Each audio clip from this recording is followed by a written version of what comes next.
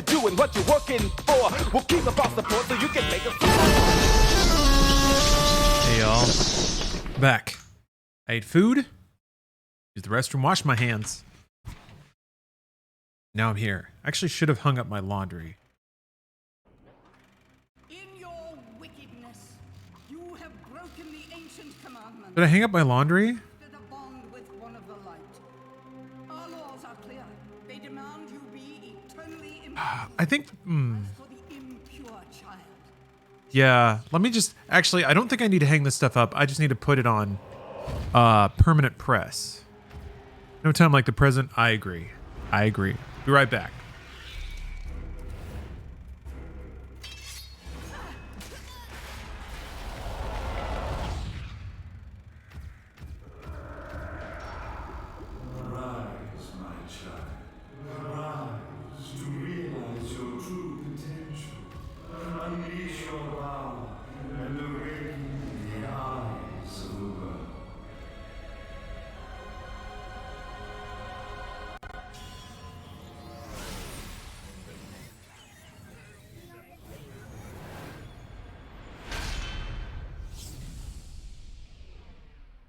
Bayonetta.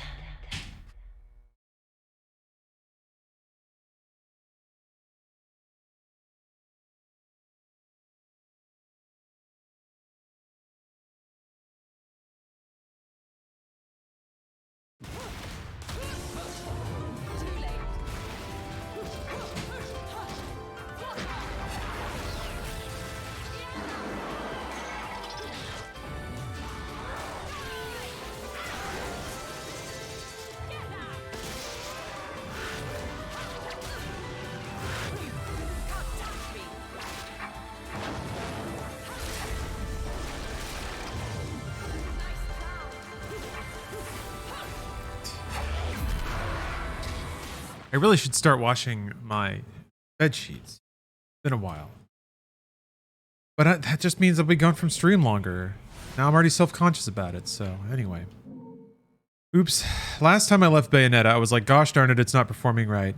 Maybe it was too much effort getting the emulator where, I should just go play on Switch. And then I was like, no. No. I deserve better, and I deserve more. So yeah, the trick was putting it in handheld mode, but scaling it up twice as much. So I'm playing in double 720p, which is 1440, my actual resolution. Last time I was playing in 4K, accidentally. Double the docked resolution, which is 1080p. Well, double, it's like 4 times, since it's a square. Actually more than 4 times, I think, since it's a rectangle. Ugh.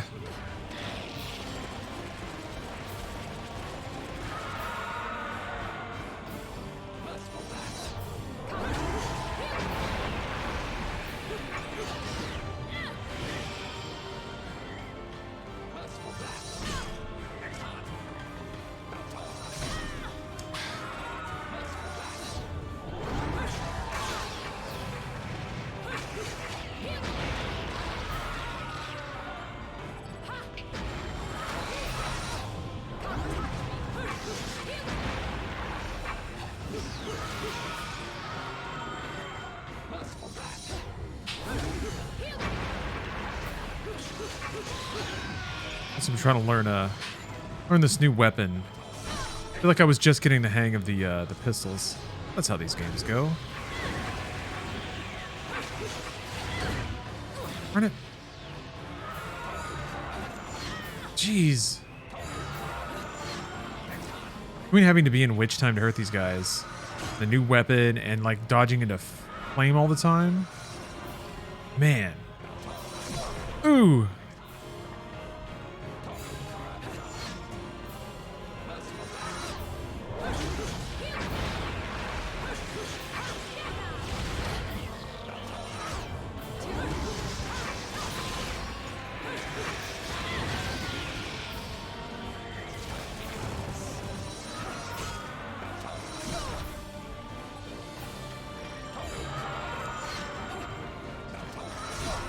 Man.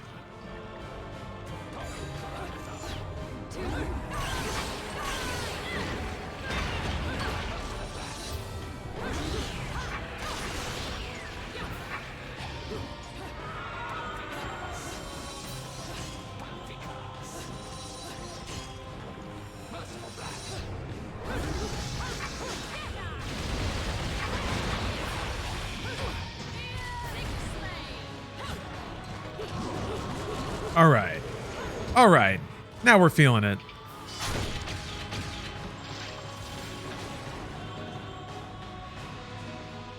Now the energy's flowing a little bit. The chakras are becoming unblocked. But yeah, it's not slowing down to a third of its speed anymore.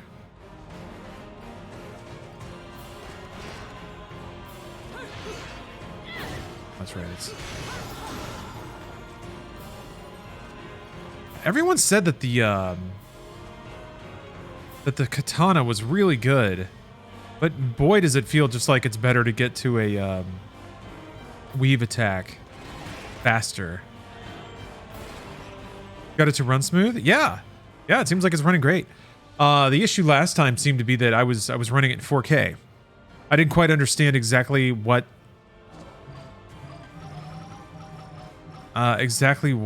or exactly how Yuzu did resolution. So hopefully I'm a bit closer now.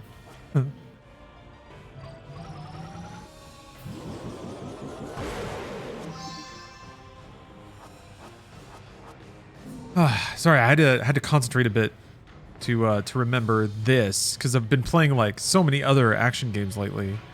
So might not be super chatty at the beginning while I try to overwrite my brain about dodge, heavy, like weak, strong attack, all that stuff.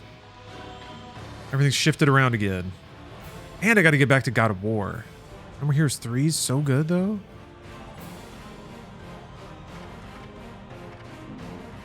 Oh dear.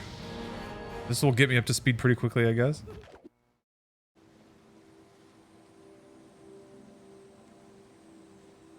Whatever terrible fate awaits me.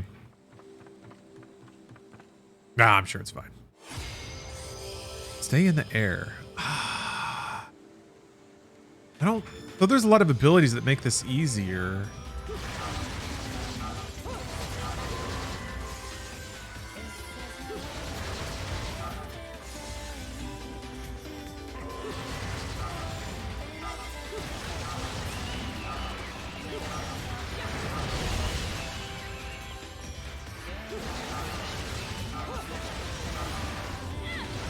Not gonna work.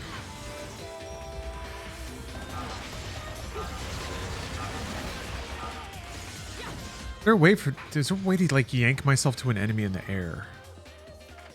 Is there a way to see like a move list? Okay.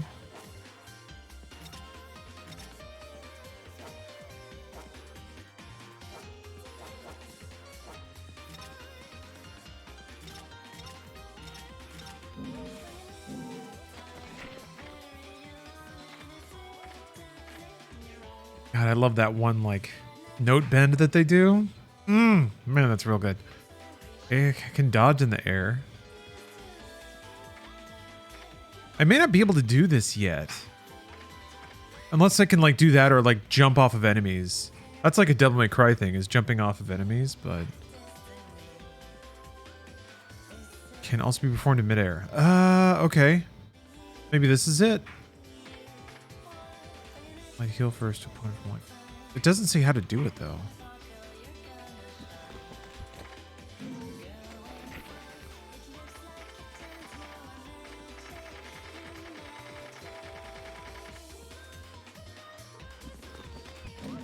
Wait, hold on. Okay. Yeah, it would be pretty rad if. I guess the picture kind of tells you that it ends in a weave attack. Yeah, if there's a picture of weaves. I guess there's two there. Punch, punch, kick, kick, kick. Anyway, okay, I guess I can try to do like stiletto towards air enemies. Have to be locked on, I think.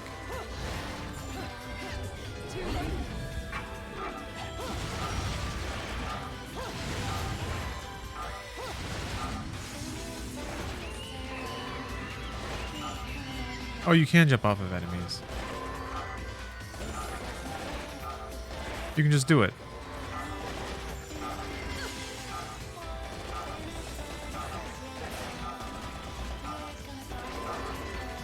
Oh! Okay. I don't know why. I don't know why I thought you couldn't just do it.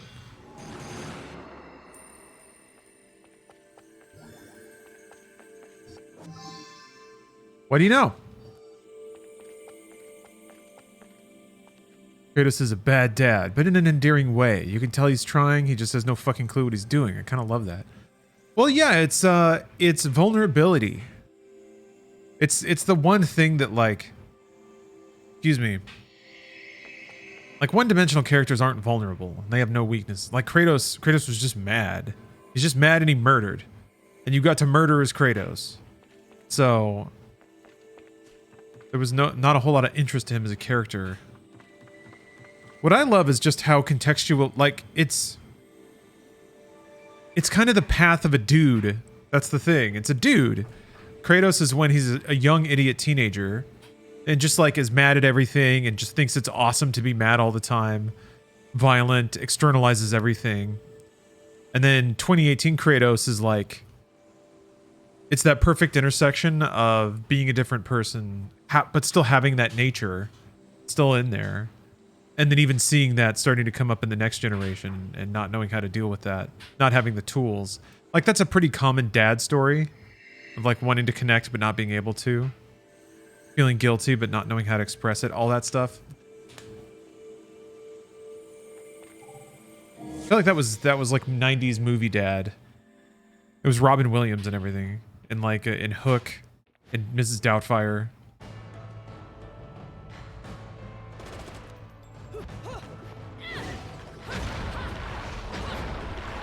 Okay. He's a man, the manly man. Yeah, he's got a great reason to be angry though. That's kind of what gamers overlooked. Kratos' rage is pretty justified. I mean, I guess. Sorta. His rage is very Greek, which I thought was great. Like the first game had just the right amount of everything. Like he was a big dumb angry character. They had a fun twist at the end that, like, I would say justified things, but was like, oh, okay, cool. And like was just hyper tonally on point. And then there were two more games that were just like, yeah, and then he just fucking murders everything. He just keeps murdering. What if he just keeps murdering everything? Just everywhere. 2 games, Kratos murders. And does he ever? Yeah, what if he got angrier? What if he murdered more?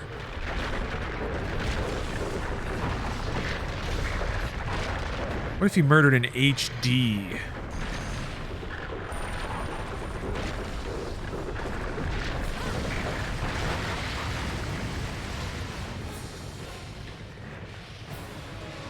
Then 2018 came along and was like, what if he felt bad about murdering? I mean, I think in the grand scheme of things, people will look at God of War and games like Last of Us and see a maturation happening of the people who create games wanting to tell more complicated and more nuanced stories. But even that maturation is happening in a very typical way. That like absentee dad films or games are starting to kick in. It's like, okay, yeah, just like the exact same sort of trends.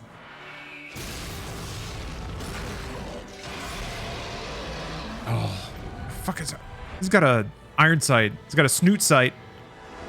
Got to aim down snoot. Okay. Let's just finish this up.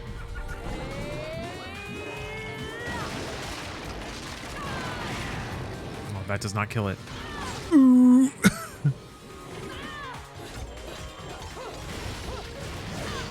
Jesus.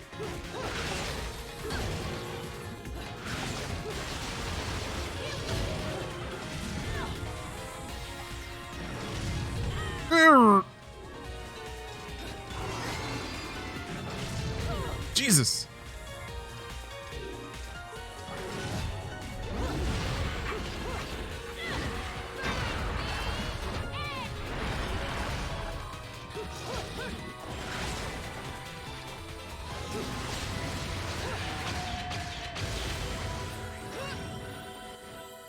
This fire's no joke, man.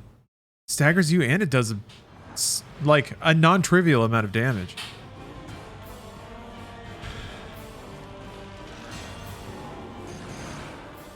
But yeah, I really love this idea of Kratos as a man who turned himself into a monster and is now desperately pretending to be a man again. It's tragic in a very Greek and a very Norse way. Yeah. The thing that that I gave God of War 1 a ton of credit for was how it really was like spiritually and tonally accurate. And yeah, God of War 2018, the story turning into like regretful fathers and regretful fathers and sons, and like I don't know, it also feels more Nordic. I don't know how much following up on that there's going to be. It's bound to be most of the game, right? That seems to be the thing that they've teed up, is like Atreus going like raging out, and Kratos seeing his son repeat the same mistakes that he made or is now regretful of. I don't know. It's interesting. They imply that Kratos has remorse, but he never says it. But then again, he doesn't say a whole lot either. He doesn't really talk about his past very much, which you could read something into, but you have to read into it since there's, you know. Yeah, interesting characterization. I think they were like, they were subtle and didn't say a lot, which is always the right call because it gives you more room to use later if you need to, instead of pinning in a character's like motivations. Yeah, Chaim, I really liked Visceral's Dante's Inferno.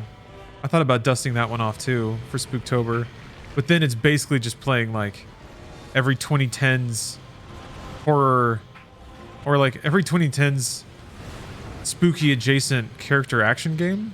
Hey,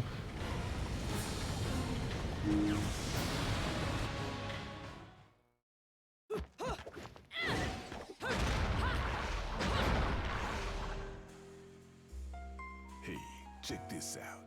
What are you buying? Heard that in a game once. Loving it. Absolutely loving it. Yeah, I forgot how quiet this game is.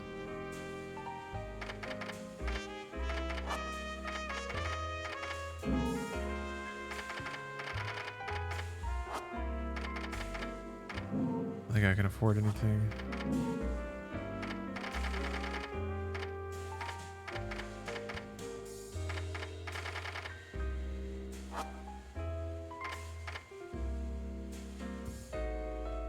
Oh, you didn't play 2018? Why does Atreus struggle with anger? He didn't really go through what Kratos has. Well, I mean, I think the implication is that it's Kratos' nature. And that part of that nature is in Atreus. But there's stuff that they talk about too. There's plot stuff they seed about him having like a sickness or something that they don't really touch on directly. So I think there's also just like there's a lot of plot room that they just sort of left open. Getting the dodge button.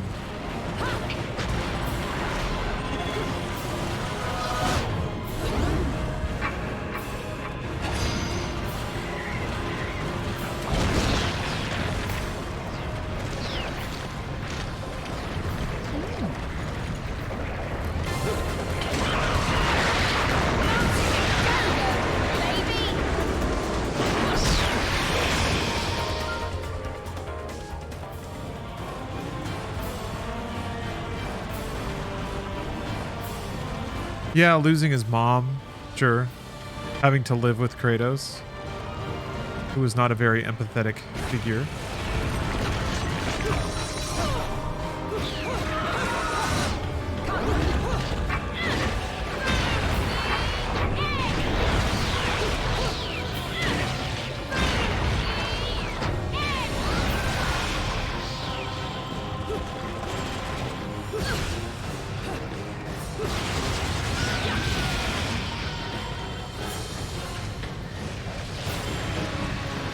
I read it that Atreus having the anger and sickness issues.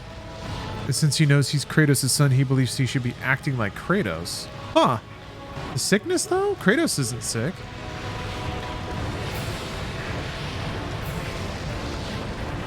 Oh, yeah. Odyssey to the West was fantastic. There were some fun scenes in there.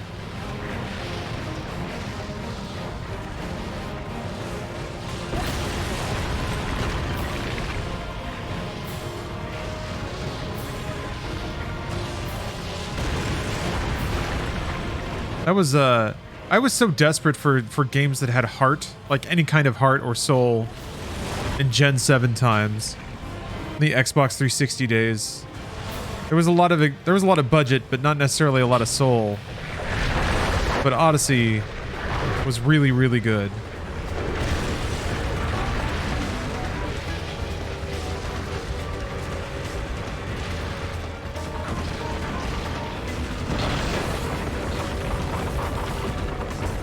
Oh, so sick. What? Ah. That indicator is so deceptive because it makes it seem like you have to wait until it lands to hit the button. Gonna lose every one of these the first time. All right. Oh, wait, hold on. Mimir explains the sickness to Kratos. In a nutshell, it's Atreus' two sides, godhood and mortalhood, conflicting with each other. It's also the reason why Mimir urged Kratos to tell the kid the truth about his nature. Ah, okay. Yes. That is, I think I remember that now. There was like one line about it. Yeah, that's right.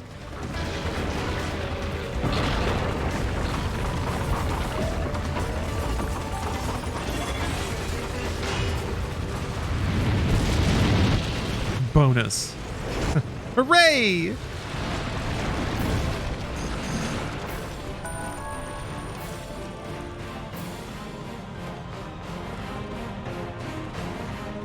Sure do love getting me some bonuses. You know what else I love? Getting some lore. Details. Oh yeah. The Watcher. Gadonia is awesome. I just had such an adventure. Umbra witches, controllers of the dark power. The ways of their discipline were actually quite varied. Breathing, movement, medicine, and tactics were joined in the Middle Ages by training in the operation of heavy weapons, culminating in a curriculum whose total breadth and intensity are hard to ascertain. This training forged both the body and the soul, honing each witch into a vessel capable of withstanding the rigors of the magical arts and allowing one to begin to interact with other dwellers of the magical realm. This interaction with the world of spirits lies at the very core of magic. To put these dwellers of the magical realm into layman's terms, they most closely fit the common conception of demons, developing demon-like powers. It seems this was one of the reasons these women were burdened with a sad fate, always living in history's shadows. I have been able to gain no further solid information regarding the magical arts. As the witch clan has long since been annihilated and their memory forgotten, the residents of this town detest them with all their hearts. To allude to their existence is quite the taboo, yet the key to unlocking the witch's mysteries still remains.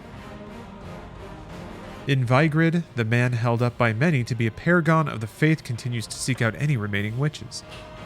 Are the witches, once thought to be wiped from the earth, still among us? If they are, oh, Amagus, if they are, how have they survived this long? What do they know? And where on earth could they be hiding?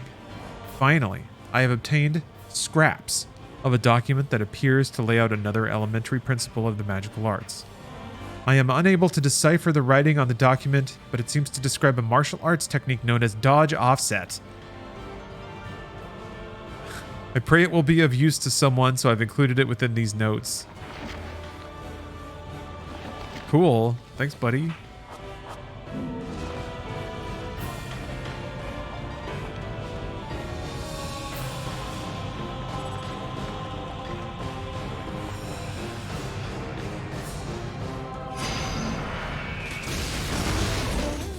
Can't get over how much I love God of War 2018 now, when I simply thought it was just pretty good when I played it while working a bunch of overtime.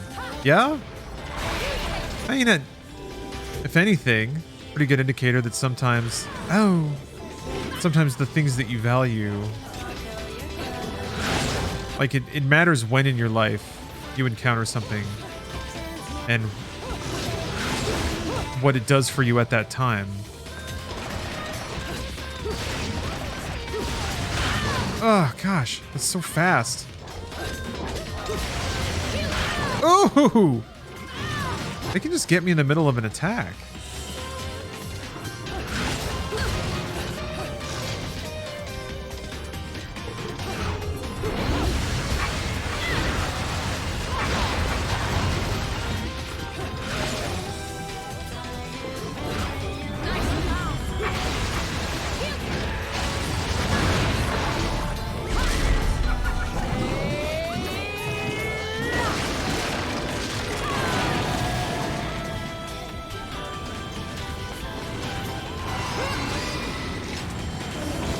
What? Stun my ass?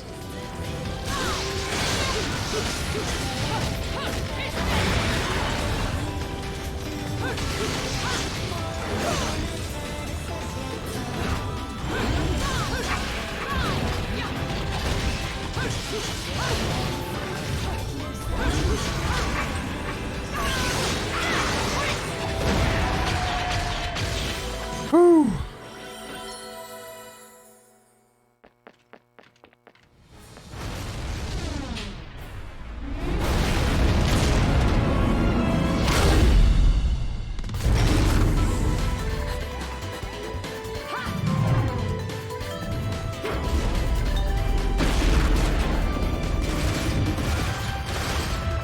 Am I gonna have to hit Y? Yes.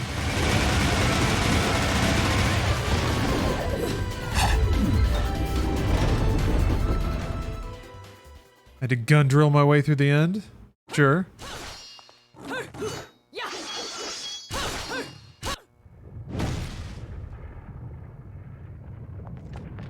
Gotta be treasure back here, right? Oh! Oh!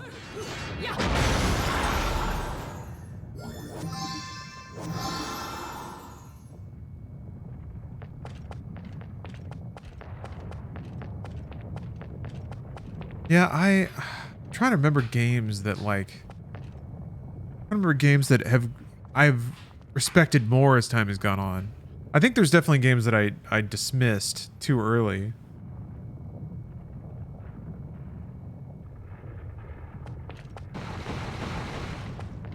I think what I've noticed about myself maybe is that there might be a game that I really like, but I don't know like 100% why, but then if I go back later, I'm like, okay, I see exactly why I liked this.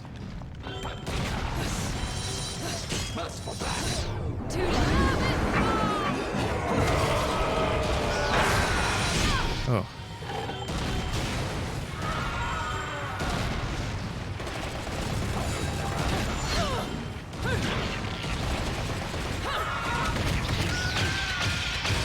Oh, I did pick it up. Okay.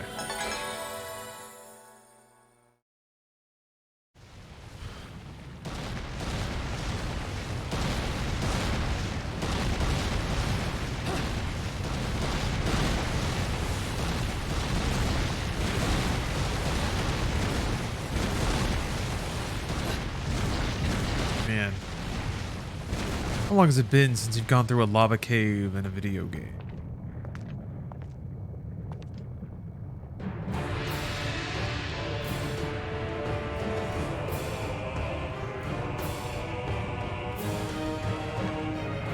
Oh, trending thing I know among people is to make a 3x3, a top 9 of anything. If you had to make one of your favorite games of all time, what would be on your list? Jeez. I don't know. I feel like I'd have to just pick it up based on the games that I've spent the most time with.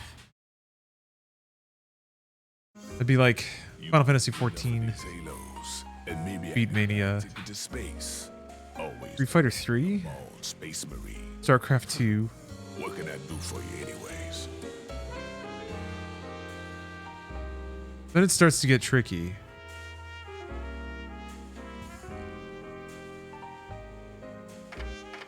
Doom Eternal, probably? Some version of Tetris?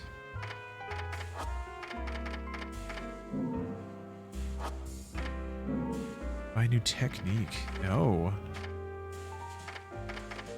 Well, I can, but...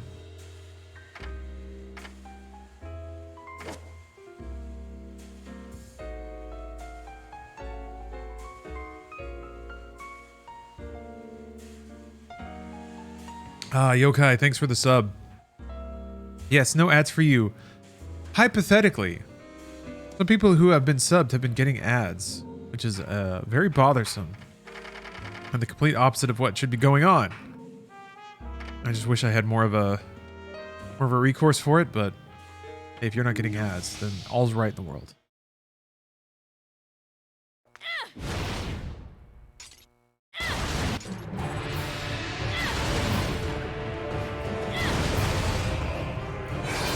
Oh no.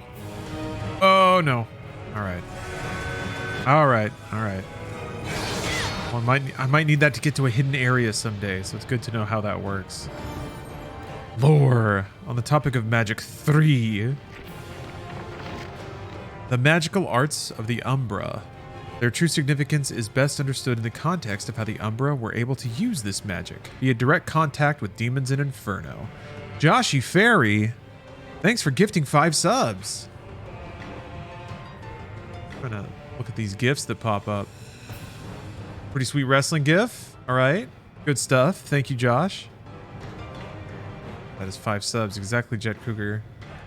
Chat's gonna be eating good tonight. All the sandwiches around. It is thought that these witches underwent strict training in order to master the various techniques. However, the truth is colored by the fact that these witches left people awestruck and were greatly revered. The true root of their power was none other than their ability to take unbelievably strong demon energy and bend it to their will, using it freely. Oh, Morrissey. Thanks for the sub. Hey, it's me.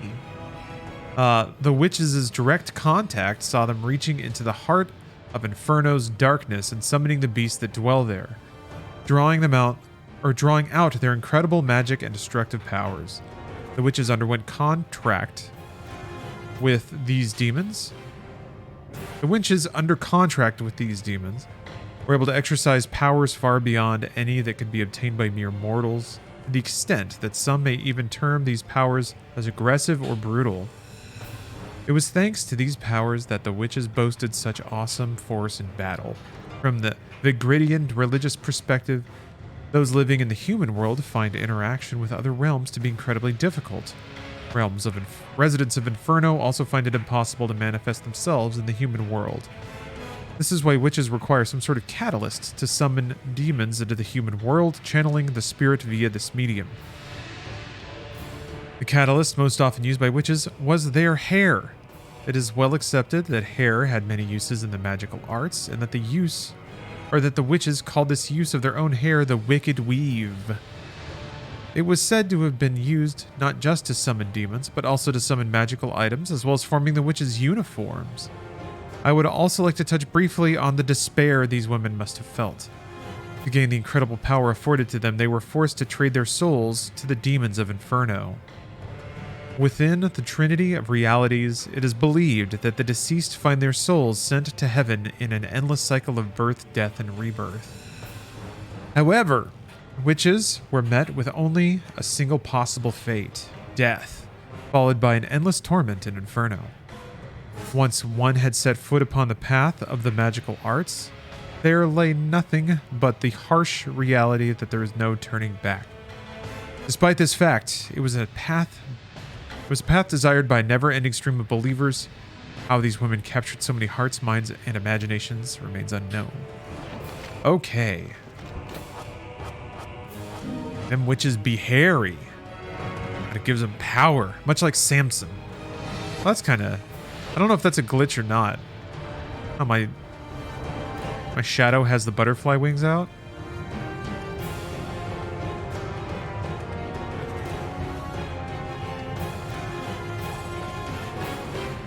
Ancient portal-like object.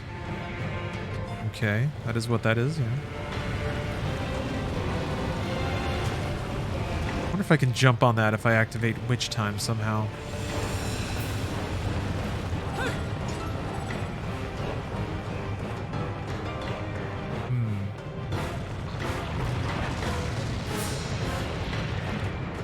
Well, okay then.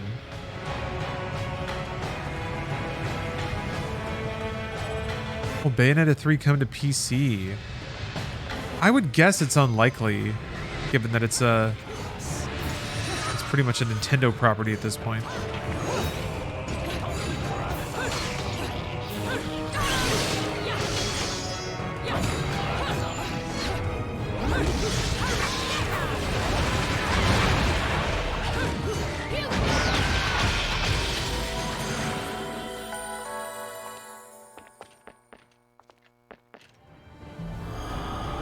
Ooh.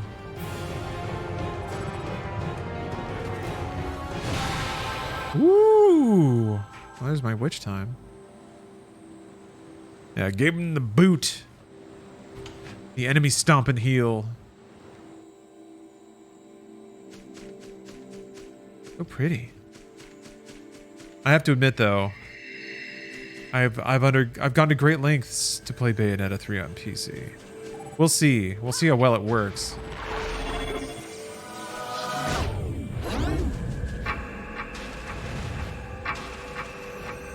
Because I'm in fact playing Bayonetta 1 on PC, which is not very exciting, but yeah, Yuzu is the setup.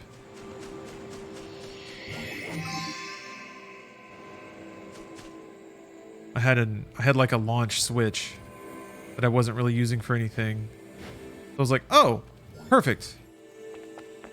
I can use this, and if I mess it up, well, I won't be too upset about it.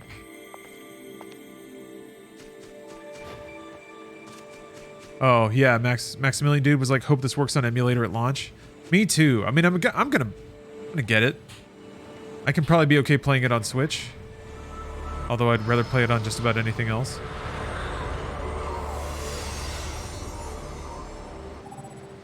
Strange looking Switch you got there. What do you mean? I'm playing on my Nintendo Switch. You not see my official Nintendo Pro controller right here? Come on, bro. Come on, bro. Come on, bro. Come on, bro. Come on, bro. Yeah, Toasty, I did hear about that. I didn't see the video itself, but I heard about it. It is just unfortunate all around.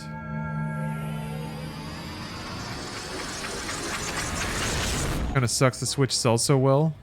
Bad, indefensible hardware in 2022. I mean, no one needs to defend it. People still buy it. You got me all upset talking mess about the Switch. But yeah, the market's spoken. It's good enough. That's all tech ever is. It's good enough. Every single console could have been faster. It would just have been more expensive. At some point, it would have been too expensive for you.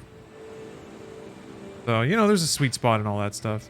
Nintendo can just, like, they go to extra innings if they can. They were selling the Game Boy, until like what? When did the Advance come out? 99? The game, I mean, it had like the pocket and the color, but come on, it was the Game Boy. It was just the Game Boy. No backlight, no color, no shit. I mean, okay, fine, color eventually, but they made it smaller. And I guess that it had Pokemon, but still. Advance was 03? Good lord. Really? I thought it was earlier than that.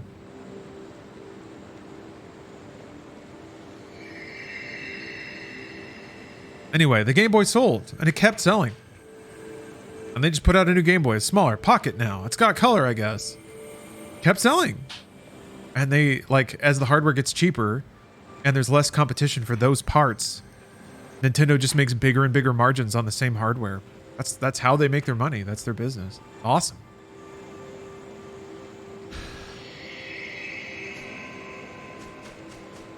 Oh shit, I wasn't paying attention to that at all. Can you say it again? Sorry. But yeah, I would sure like for the hardware to be better. That's for sure. It seems like that strange hourglass is able to turn back the sands of time. What was broken is now whole again. I wonder if that power stays true in the other dimension as well. Okay, so I just leave. What was broken is now whole again.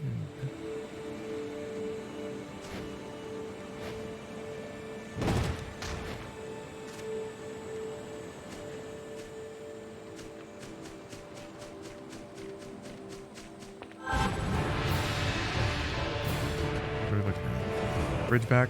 No.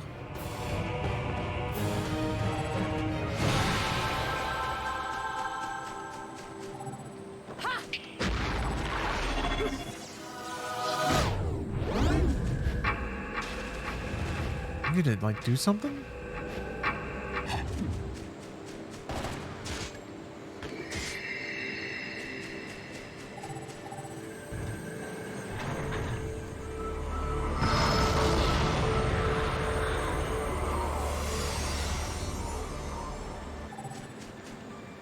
Can I take this back?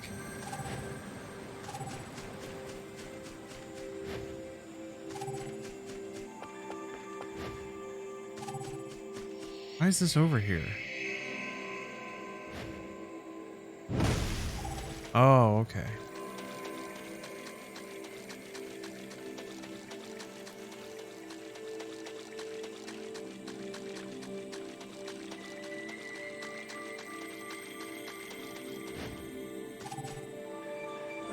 What?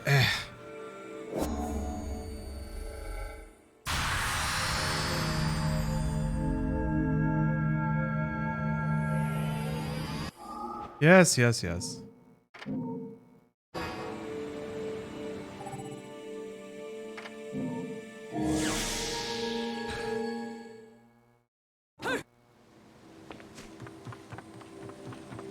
So yeah, I don't know. I don't know.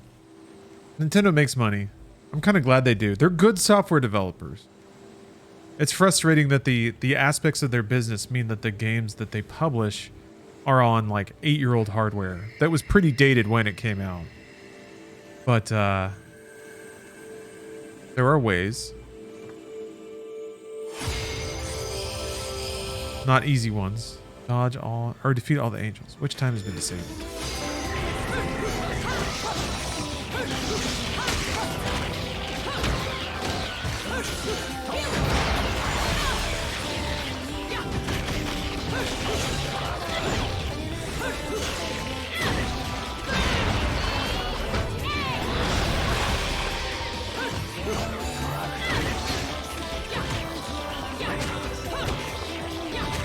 Dang it.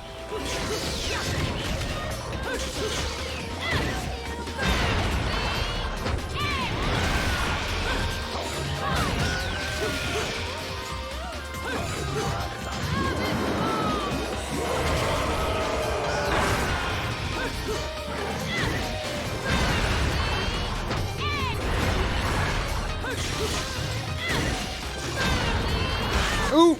Ah, shit. Yeah.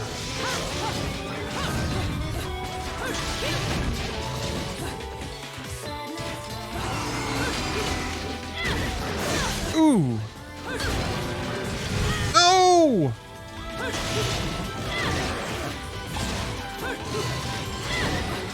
Shit. Yeah, when that enemy came out, I was like, oh, that's why this is hard. That's the exact enemy that you kind of need witch time for.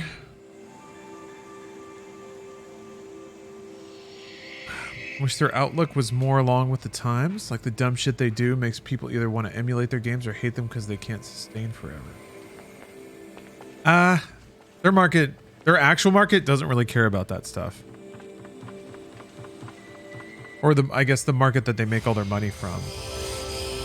They don't like kind of don't give a shit about emulation. Would probably rather have the same console for years than worry about getting something else.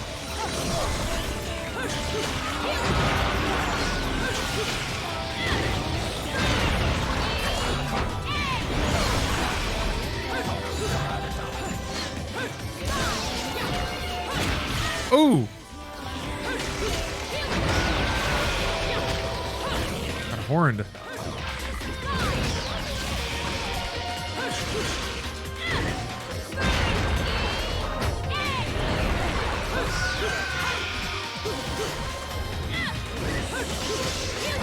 Some moms might. Yeah, I agree. It's a generic statement. Ooh! Man. Ooh. Ugh. Jeez. I'm gonna have to. It's so uncomfortable to hold like my index and my middle finger over the shoulder buttons so that you can lock on and dodge at the same time. Ah. Shit.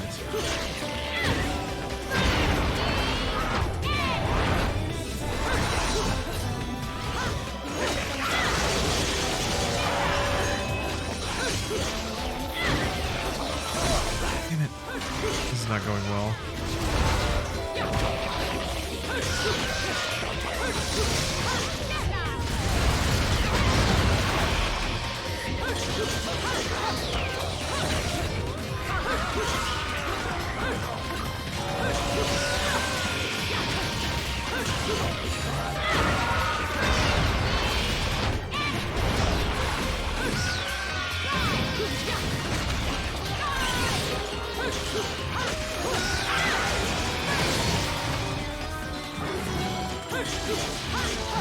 No!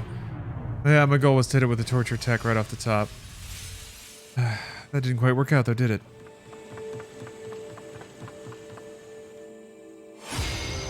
We talked about Rings of Power on stream. Not really. I only watched the beginning part of it. I don't know, I liked it. It seemed pretty cool. I haven't seen more than, I think, the first 3 episodes.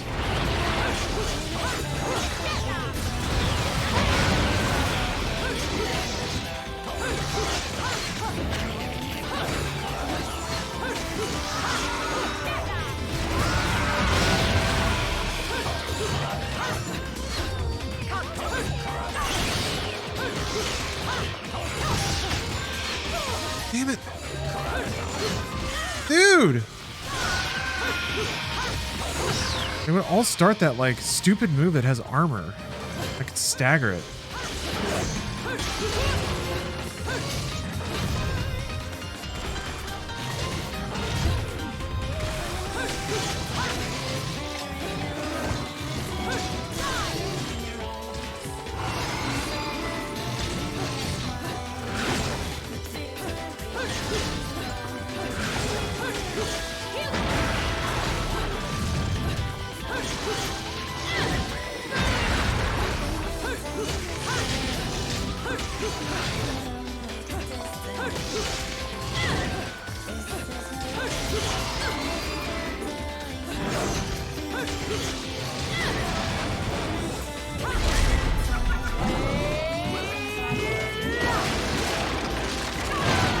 Yeah, no, I think I would enjoy it a lot. I'm just kind of waiting for the right time to go through it.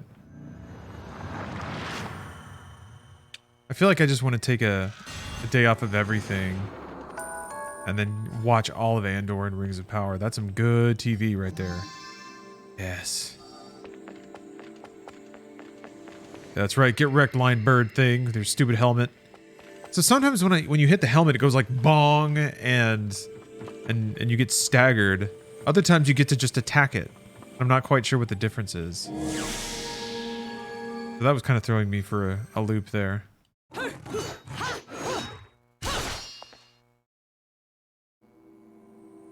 Okay, now I got to take the hourglass, I guess back to the start, through the portal so I can repair the bridge. But first, my laundry dingle just went off. I'm going to hang up my clothes. I'll be right back. You know what I forgot to do? Been depriving y'all of Steph Cam this whole time. Tragic, awful, horrific, unforgivable. But we're back. We're back, Steph Cam's back, everything's back. Top tier, #1, stream quality. Pixels to blow your mind.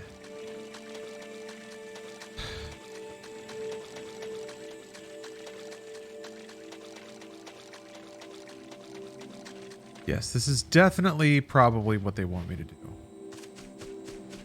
We got devious puzzles. We got classy music. We got hairy broads.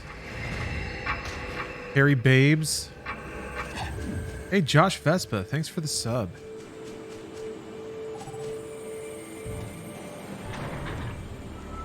I'm here to please. That's what the stream is all about. It's about giving back. Giving back to the gamers.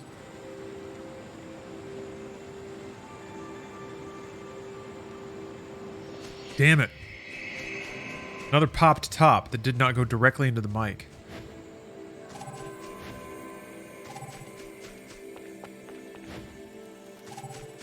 Giving back hair.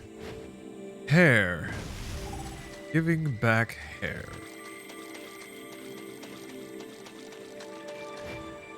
You know, I don't have a hairy back, but as the years have gone by, I've reached back there and felt one or two more little squiggles, and I'm like, huh, how about that?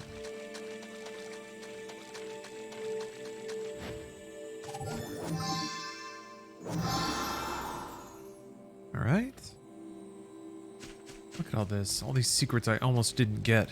How embarrassing would that have been?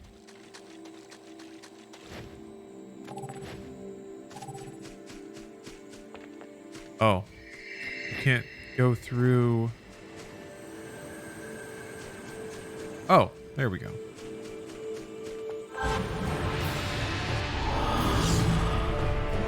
There we go.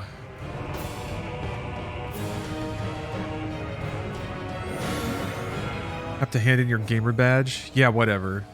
The day I hand in my gamer badge is the day that badge isn't worth jack shit. Any organization that doesn't agree with my gaming direction doesn't deserve to lead gaming.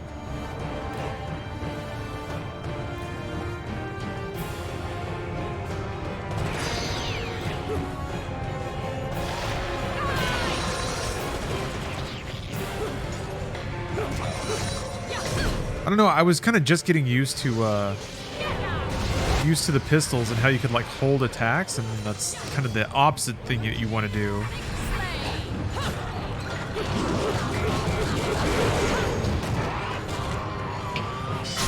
With the katana.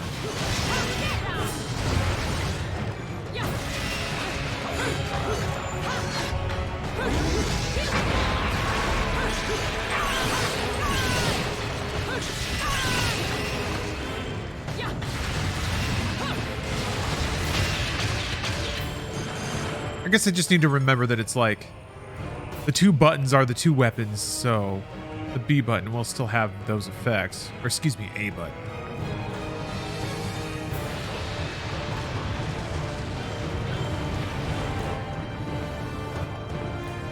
I remember seeing Bayonetta at GameStop when I was young and thinking, no way, my mom was going to get my horny preteen ass this game. Did it work?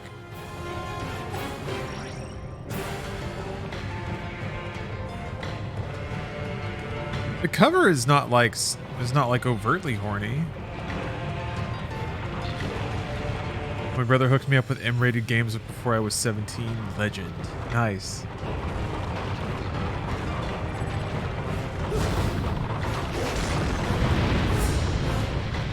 My parents were shockingly chill about that. I think it's because they just like had little interest in getting to know the space further. So they were just like, we trust you. But I also think that's because they just didn't care to really look at what was going on in video games.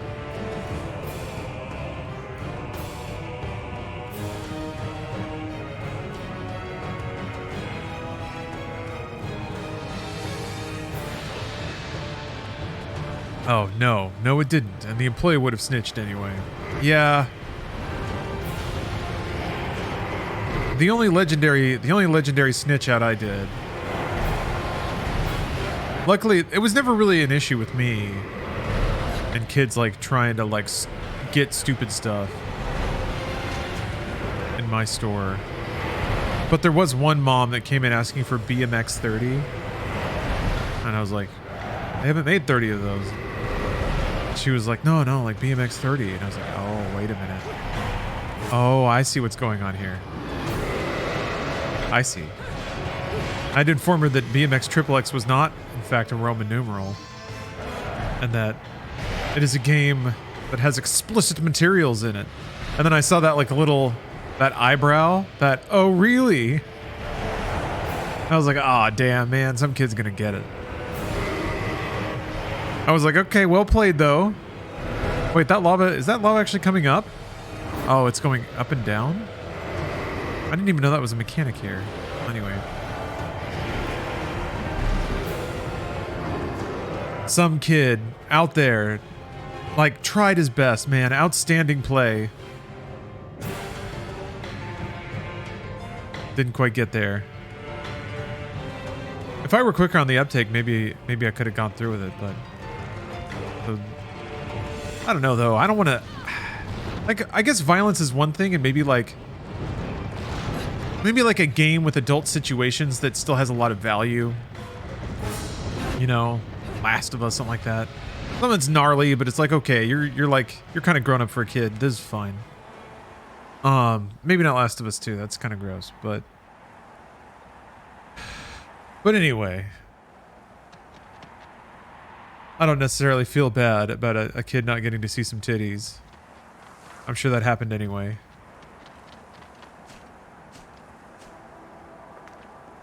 Potentially in a more magical circumstance. The old Coliseum. So I know there's 2 S's in Coliseum, right? In Vigord's long, protracted history, there was once an enormous Coliseum built facing the sea. It remains today largely intact. According to record, the Coliseum was used not for martial contests or other games, but as an altar for the worship of one of the elders, or the era's gods, a being known as Fortitudo.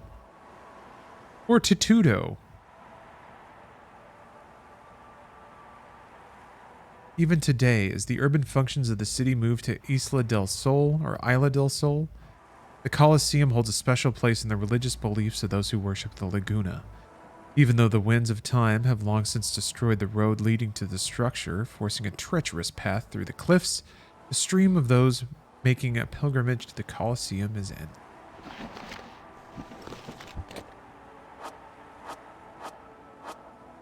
When I worked at Toys R Us, I sold M-rated games to kids. Didn't bother me. Parents should control their finances. I trust the kids will enjoy the game and move on. Oh, there you go. I'm kind of surprised the store didn't make a bigger deal out of it for you. The policies at GameStop were pretty strict. At least that they communicated to us.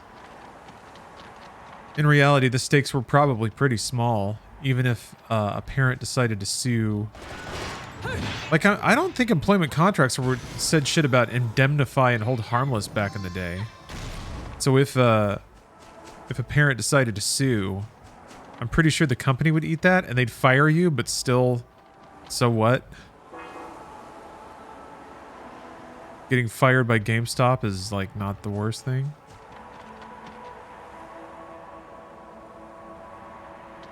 I used to work at GameStop too. They never let me on the cash register, only floor and cleaning. Huh, how odd. Did you brag about selling M-rated games? Maybe that's why. Yeah, this guy doesn't get to sell games. Remember GameStop having to get my mom from the car to buy GTA 5, and the seller kept saying how it had a bunch of bad stuff that isn't good for kids. Like, not just the rating, but giving it personal context. My mom eventually went, "I'm buying this for my son, shut up." My headcanon is that it was the last copy and that he wanted it. Yeah, jeez. That's pushy. I never had an agenda. Man, I didn't care. Wow, somebody's blowing bass so hard it's like kind of rumbling the floor. It's awesome. Huh. Yeah, I didn't care. Like, if parents had questions, I would ask them. But if somebody over 18 like put a case on the counter and was like, "I want this," and there was a really excited looking kid there, I was like, okay.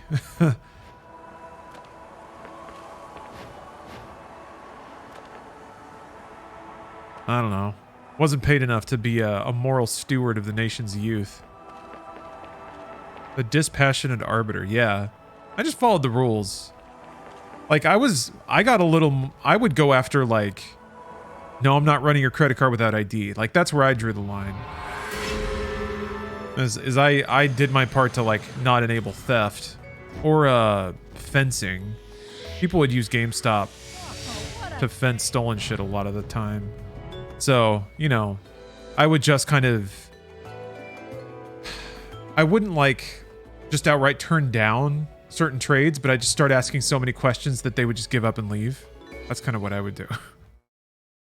Somebody coming in with like a stack of 10 DVDs and it's all the same DVD. It's always uncles, man. My uncle got it for me. That's every time it's the uncle. I'm like, gosh, there's a lot of uncles out there. But yeah, that was my interrogation minigame.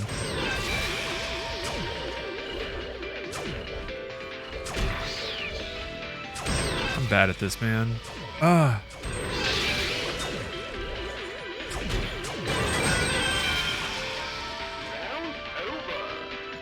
Over. So yeah, even still, here's the thing. Like, even still after a while, if somebody was like trying to sell stolen shit, and it was like pretty clearly stolen from a store, I just didn't want to like... If it was like 1 or 2, I'd be like, fine. Sure. I don't know. It almost becomes a trade-off of like, it's not worth putting up, it's not worth throwing smoke over like 2 DVDs.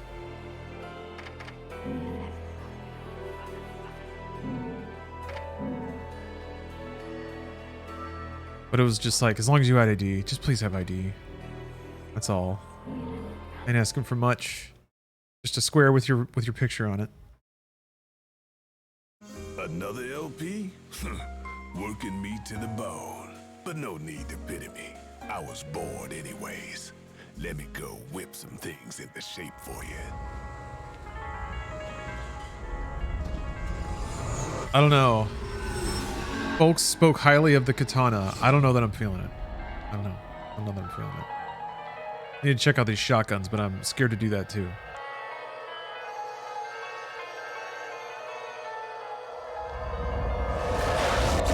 He brought in 11 DS games to turn in, and they tried to give me $3.17 in only store credit. Might even be hard for you to get a handle on. That's impressive.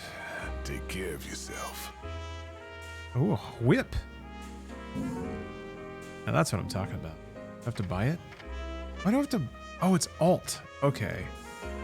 It's like a different skin or something?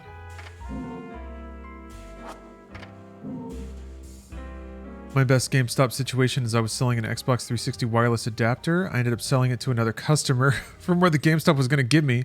Probably less than they'd have charged him. The worst was getting 25 cents for a complete in-box PS2 game. Ugh. Was it a sports game? Yeah. It was tough breaking hearts at GameStop. I mean, the money was never right, but I would just say, just sell it on eBay, please. Every time. I'm like, please just take it out of my store and sell it on eBay. You'll make more money. I'll do less work. You won't complain. Everybody wins. And they went, because it's like, it sucks. I get it. You don't want to have to think about doing all that shit. You got to package it up and ship it. And fuck. They gotcha. They gotcha. But no, I would tell people that all the time. Some people would like cut deals if somebody brought in like a rare game. They would like try to undercut GameStop. Like, I'll give you $40 cash for this. Some of that. It's fun to think about. Like, meet me out back. Slipping a like jewel case under his coat. Yeah, I need to move my weapons around. I want to try... Let me mess around with this whip and pistol combo. If they let me do that. You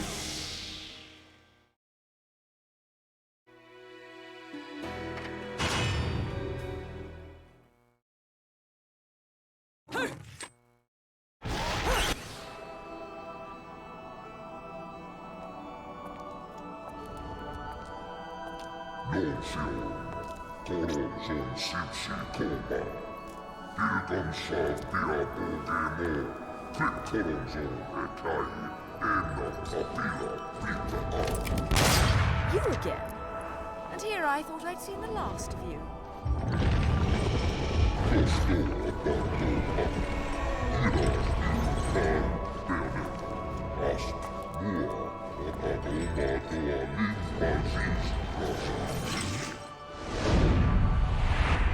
Oh, he gets a title card now, finally. Ah, Fortitudo! the local god of the area. I'm sure you'll be more than hospitable to me this time around.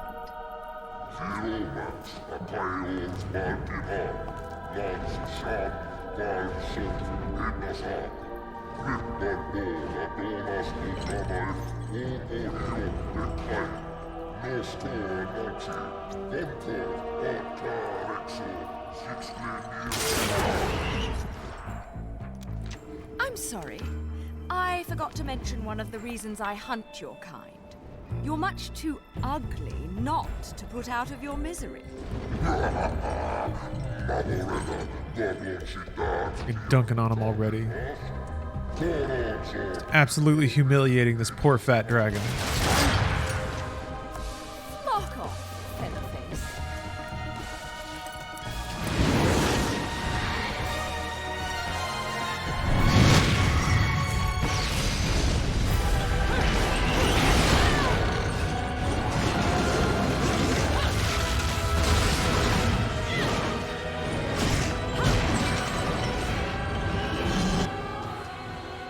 Okay.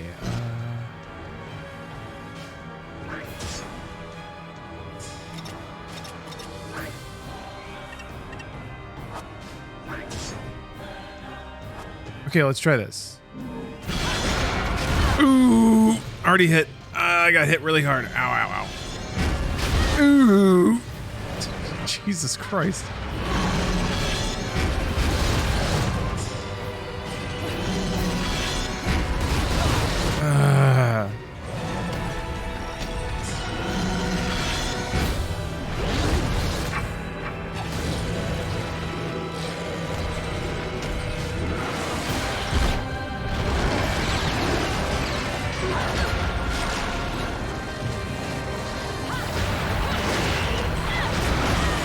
Oof. Gosh.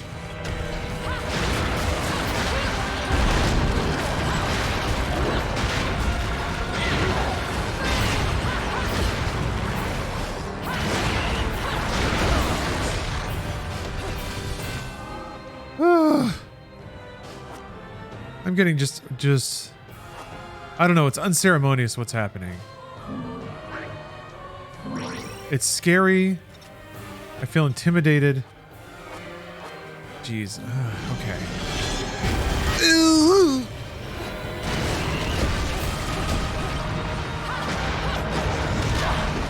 Jeez.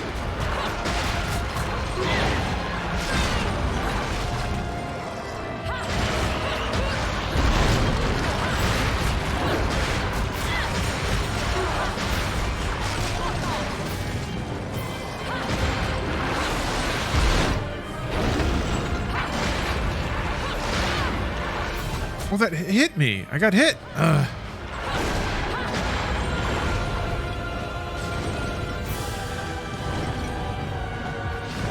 Yeah, Steph's playing Disney Animal Crossing.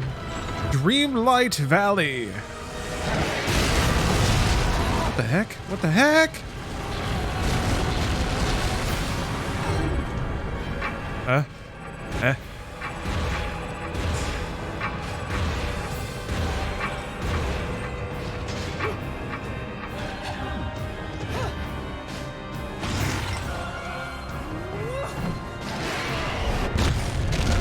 Sick.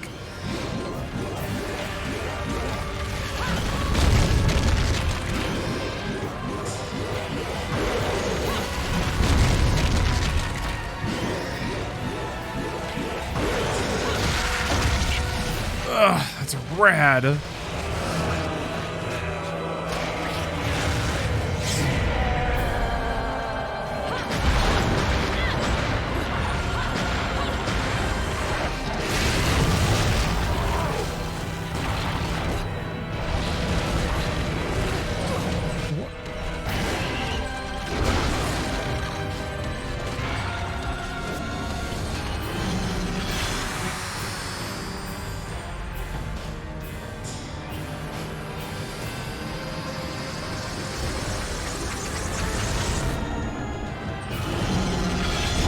Why do I want this?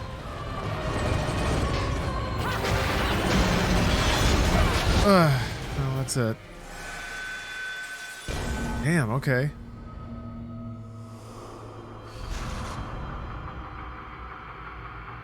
Hey, Dub Taker. Thanks for the cheer. Who are you? Why am I here? I have amnesia. Anyways, have some money. I don't remember getting. The shadow remains cast. Is that a good sensation or a bad one? To have surprise money.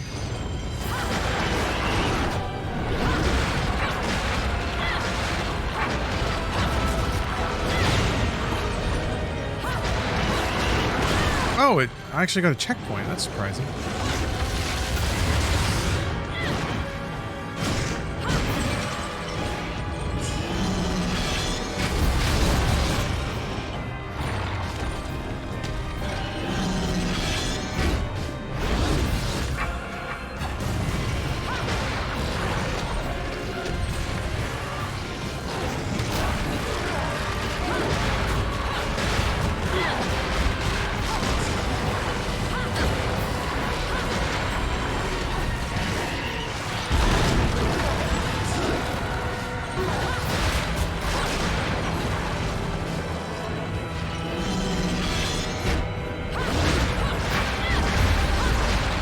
Hit them back?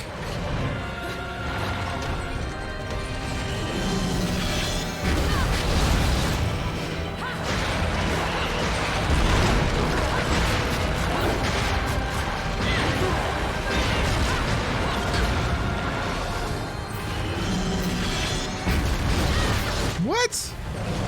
Damn.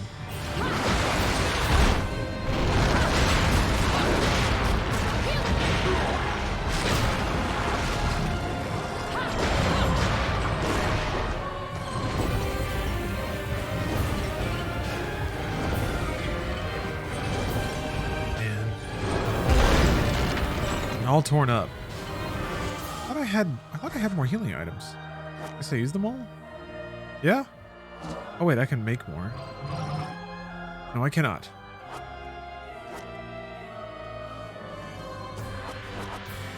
Yes, that was a lie. That was a lie I just told myself. I can make a... Let's see.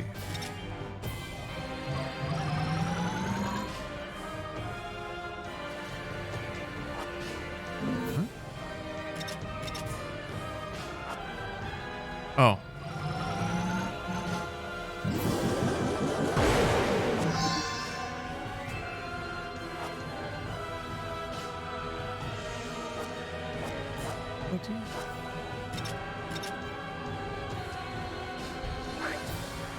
Yeah, attack power.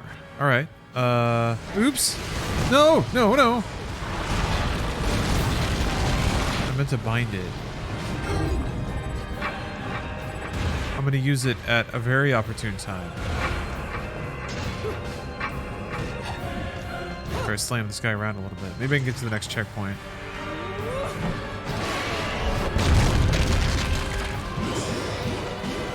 Oh, the So Says Lawrence bumper song? Actually, no, I didn't edit that, so I don't know. I don't know which song that was.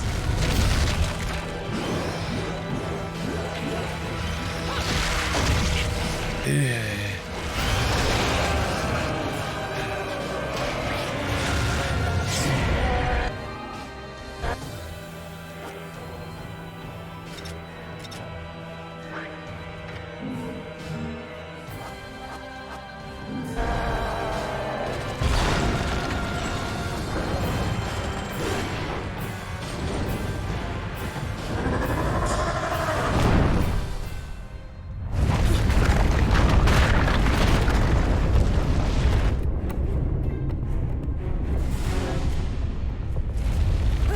Okay. I need those stats.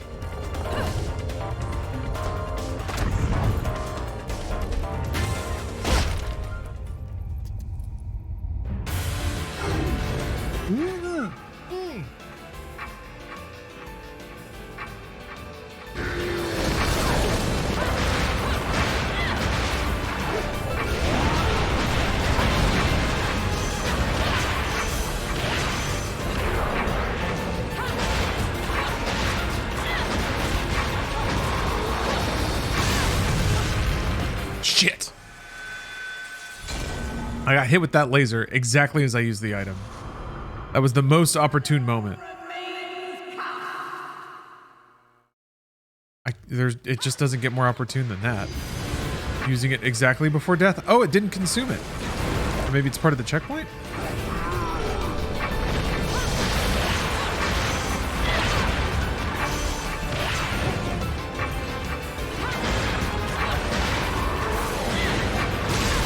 What? Man.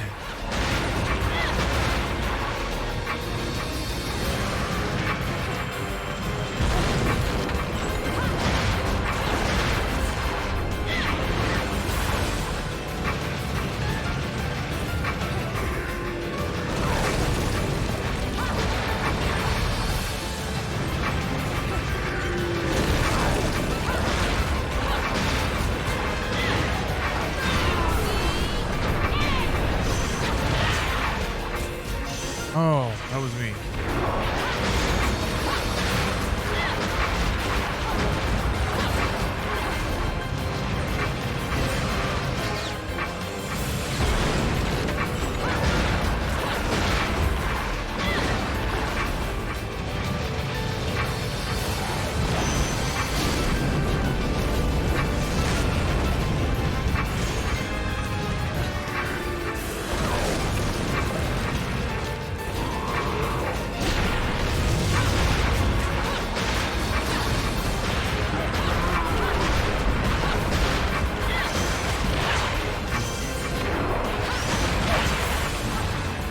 Man, keep getting so into those combos. I just eat those.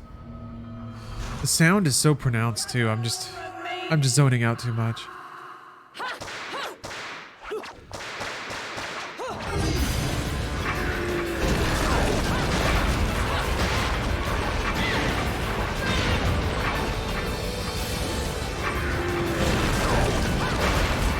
I don't think that does any damage.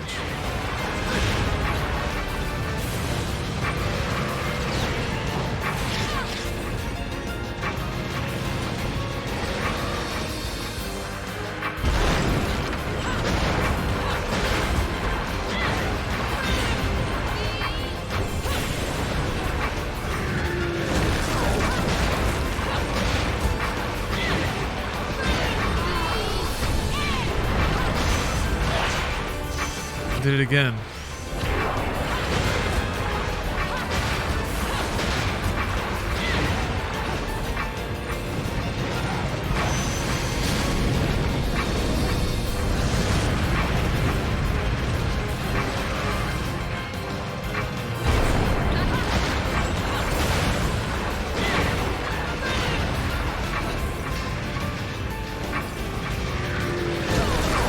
Oh, okay, that very much did hurt me. Oh.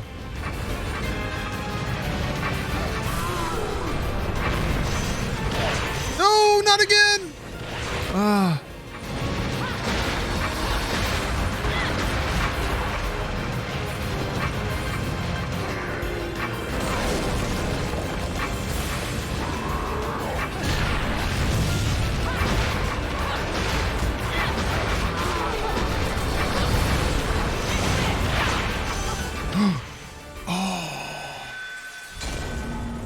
Okay, that life bar was empty though.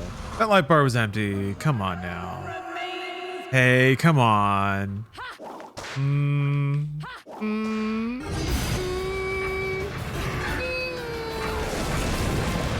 It was the spikies that got me again. Ooh, spiky.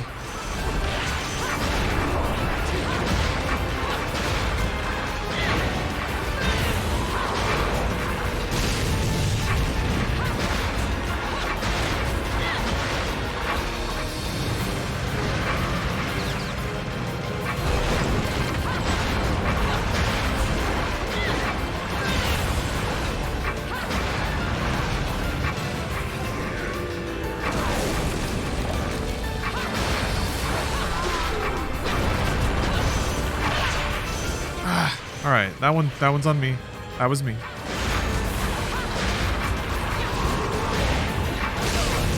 Ugh, kind of also me, yeah. I'll take that one.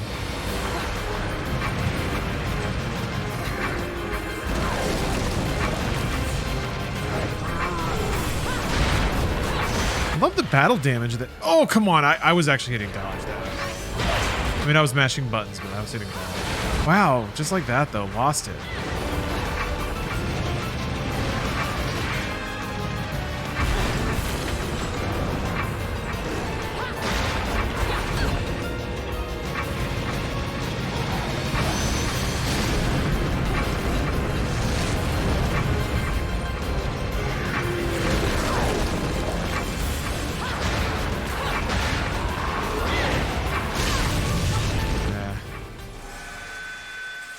They're gonna start crossing the screen soon. Schwonk. The shadow remains cast. I don't even know what that means.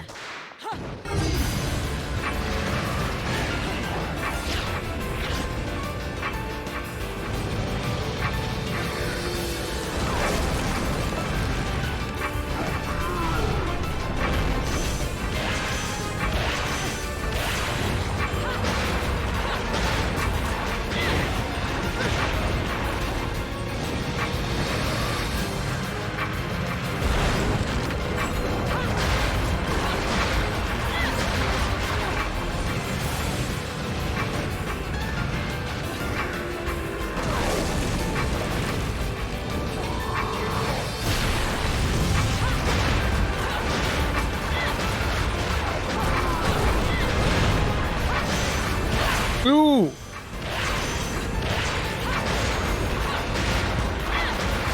The most devious of all attacks.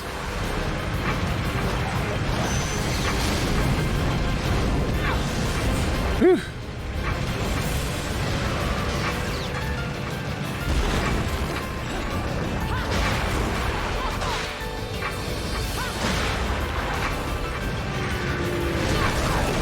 Oh, goddamn, no. I thought I dodged that. Jeez. How quickly it goes away. Yeah, that's fine.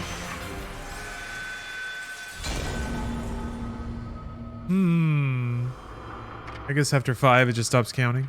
The shadow remains cast. Oh man.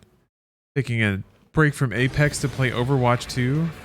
Nice relaxing game of Overwatch 2.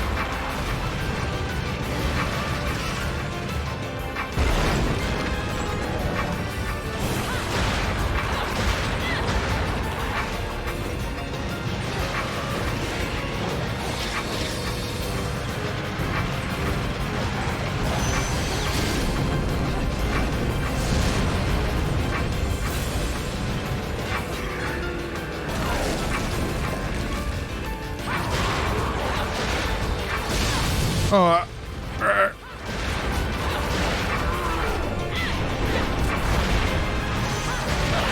what?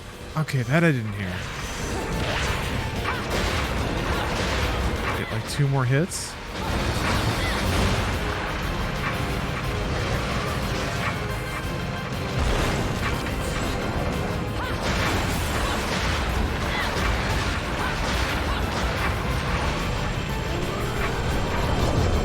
Okay, you have to wait for this.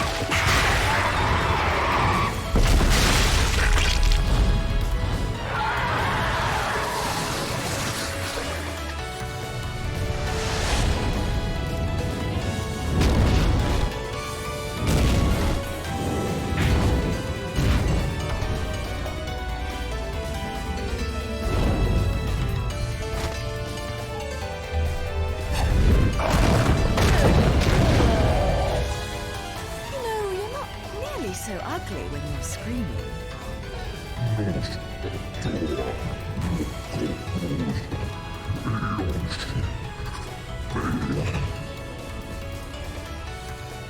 Foretold? Explain yourself.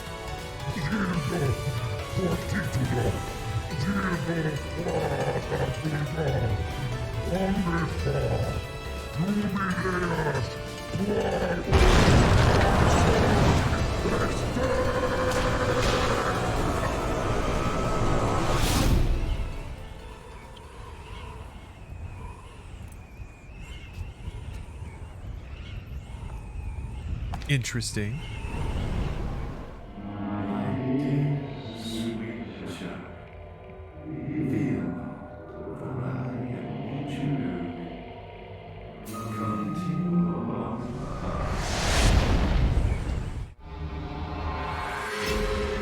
Okay, good. Yes. How interesting. Yeah, we're gonna start getting stone awards from here. I remember at this, like, it didn't take long before it was just stone awards the whole way. Oh, what is stuff playing? It's Disney's Dreamlight Valley, which is, yes, it's Disney Animal Crossing. But you know what? Steph's really good at it. Steph's a goddamn champ.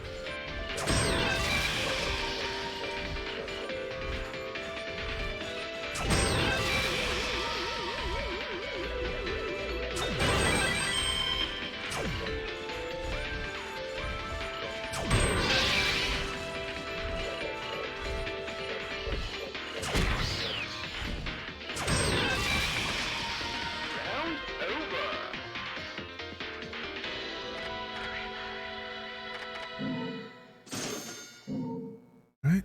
One free lollipop? God. It's so little.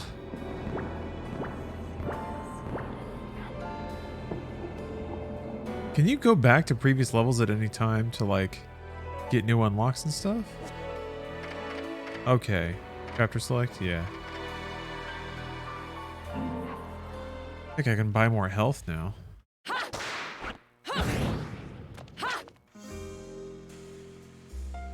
You really want to make a deal with the devil? Relax. I'm just fucking with you.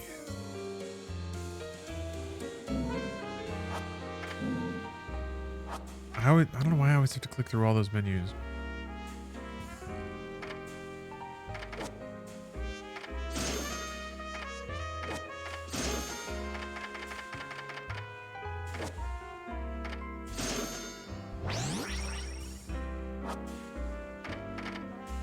Yeah, he's a cool guy. That's really it. Just reminding us how damn cool he is. God damn, you're cool. Why isn't the Xenomorph in Dreamlight? Well, it's a service game, so there's always a chance for updates.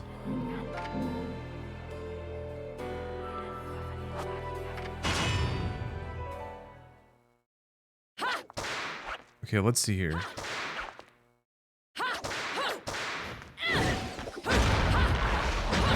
Okay.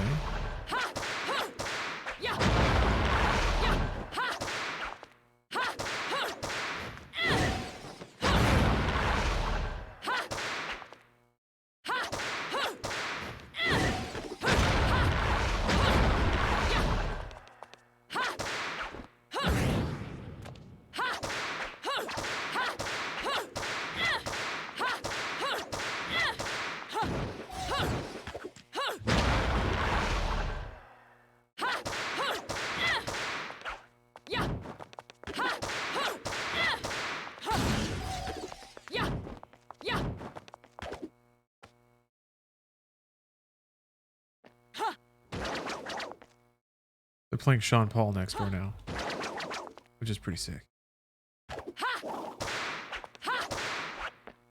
Okay, so this weapon doesn't really have a hold mechanic. The guns shoot, the katana charges. This one just kind of goes back.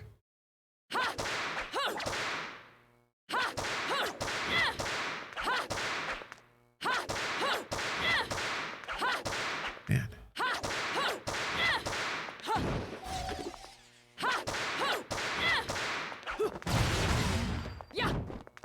Oh, there's a breakdancing move? Yeah, I don't have it unlocked yet. I've seen the breakdance in the technique list. Maybe I should try to buy it and check it out. I need something that uses... It'd be nice to have something that uses magic other than torture attacks. Frequent flyer miles for that. Just so I can get damage out on bosses. It's a resource I can't really use all the time. Right now...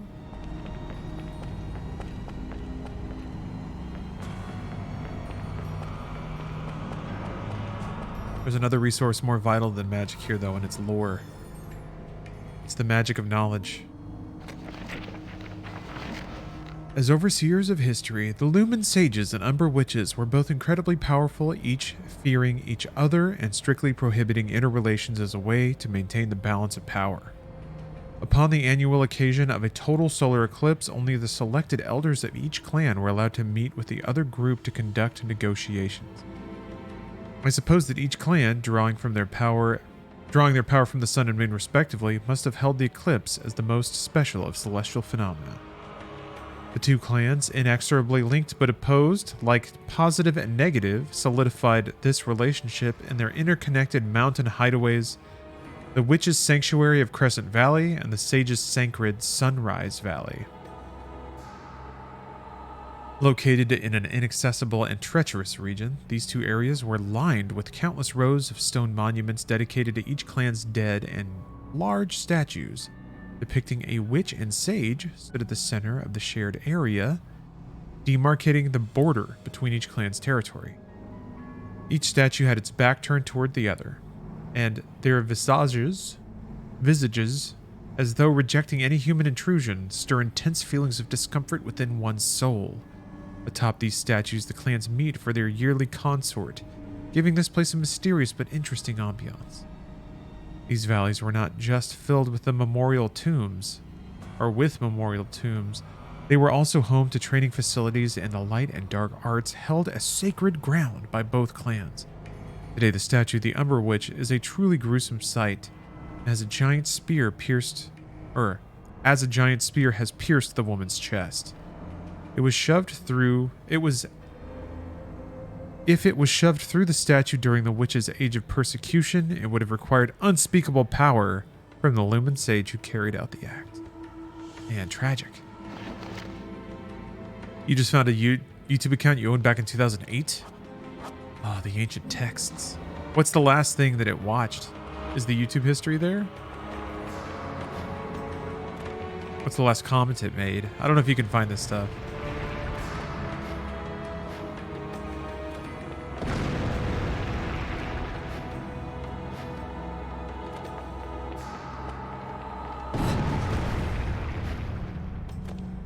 Tricky. There's got to be hidden stuff down there, right? Can I land on that? I don't know if there's a kill plane. Oh, I can't jump off. Never mind.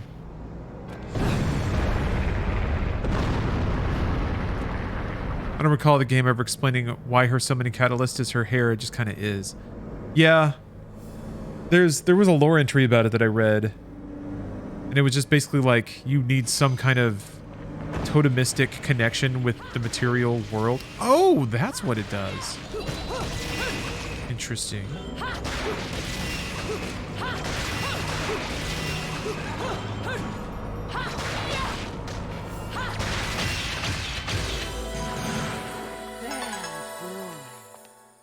So yeah, I guess instead of like blood, because you're basically forming a pact with a demon. Now, I guess the other interesting part is like, it would be fun if there was a lore entry describing how she can just spontaneously grow tons and tons of hair. I mean, magic. I'm pretty sure it's probably magic, but it would be fun if they tried to even delve into that.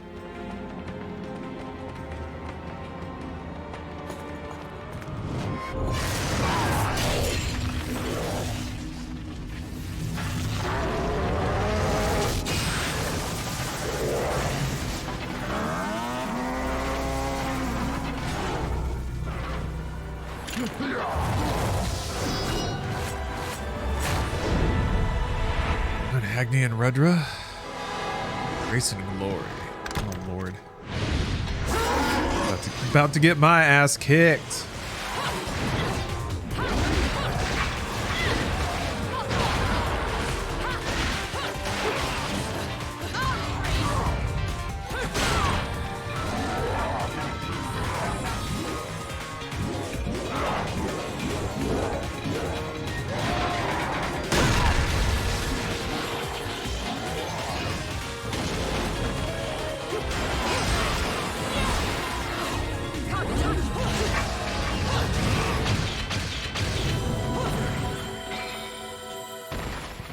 Cool.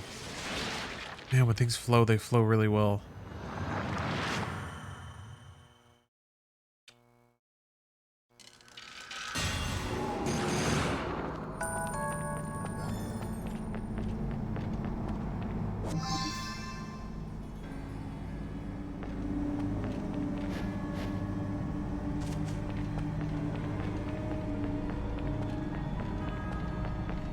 I'm into this. I like the sounds. There's like a, like I said, there's kind of a thumping party next door. There's like a dance hall beat now. I can hear some murmuring of talking. And speaking of the Coliseum, it couldn't have been more perfect. Steph and I had this like primo. She found this really incredible room that had a Coliseum view for the night. We got to be big shots and sleep with a view of the Coliseum all lit up. But the room's deck also overlooked the like patio bar for the hotel, and some like dude was having his birthday party there, and they booked a drag show for this dude's birthday party. So not only was this DJ like playing sweet music, and there was just the sound of people like talking and having fun and laughing. And Steph and I were just kind of sitting out on our balcony, hearing all that, and they were just like partying down there. But then, yeah, people came out in these outstanding dresses, did like awesome dances. My lipstick. Interesting thing about drag shows in person is when they dance, like they're stomping around in some big ass shoes. So like the stomping and just body movement is so much a part of the performance. Oh yeah, here she goes. I've often seen Monstering his ass again. but lipstick without a girl. Most curious, isn't it, Cheshire? What's also most curious is how a child like you has kept afloat in this town. The name is Luca! And don't you think it's a little strange to be worried about my well-being? Sure, the Festival of Resurrection is peak security.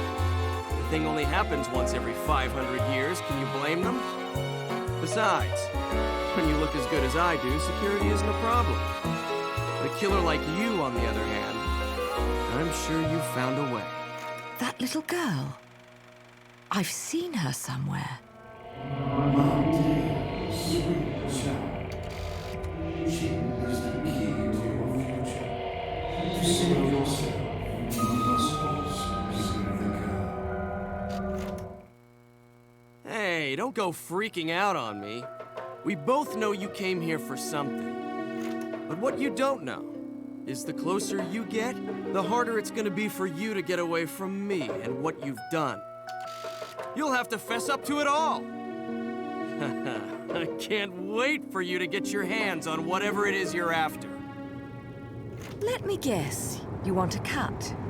Well, if you're still alive by then, perhaps you can appeal to my generosity. Still alive? You may be standing right in front of me, but you're definitely not living in reality. Which is a shame, because the truth is always going to be the truth. All I see when I look at you, the real you, is the truth. The truth is, you killed my father. I don't care who believes me. They can't project the truth.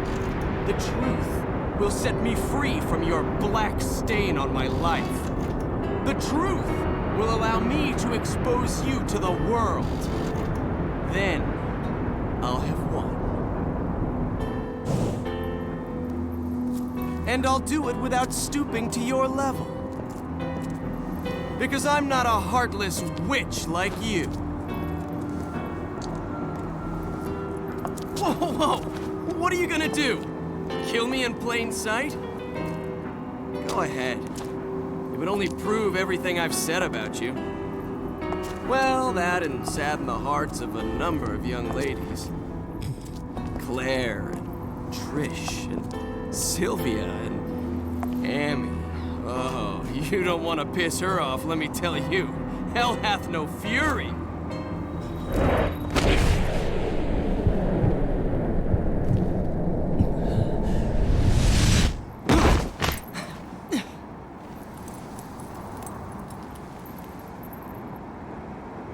What the?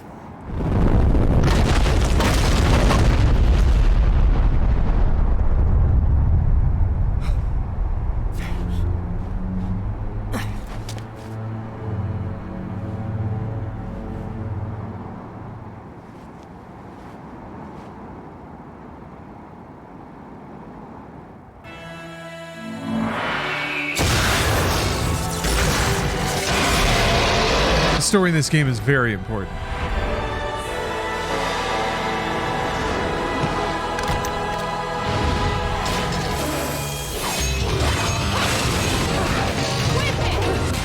And now we're doing this. Oh, there's two of them. Great.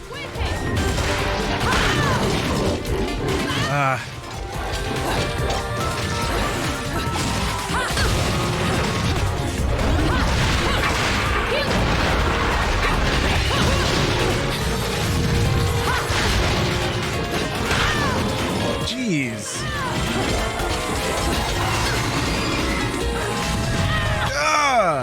Man, tough stuff. Ooh! Gosh. Ooh.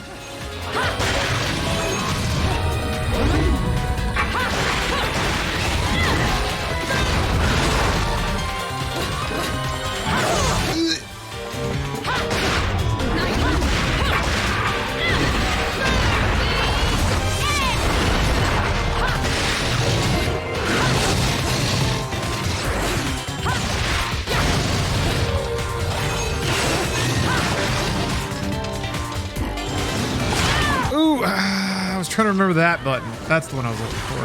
Okay.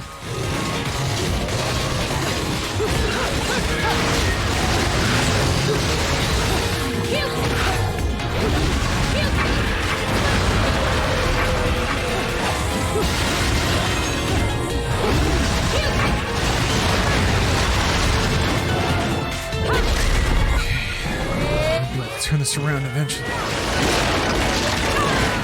Ooh, close. Ooh.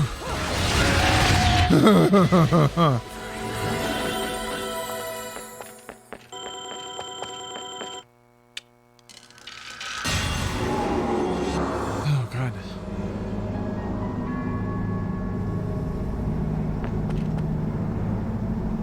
That was a close one. How many people discovered new fetishes because of this game, I wonder? Yeah, I guess. It's mostly... I guess it'd mostly be like domination, right? Sadomasochism. It's not a very sexually diverse game, but that's because Bayonetta exudes like a very strong and particular kind of sexuality. What I find interesting are like, yeah, leather. Yeah, that's true. Bodysuits, vinyl. What I find interesting are like the anime where it's like a harem and each woman is a specific kink. It's like a buffet. So I'm trying to get a sample of everything. Damn it, the timing on that's fucked. Shit! I'm dead. Harem, exactly. And they all have different hair too.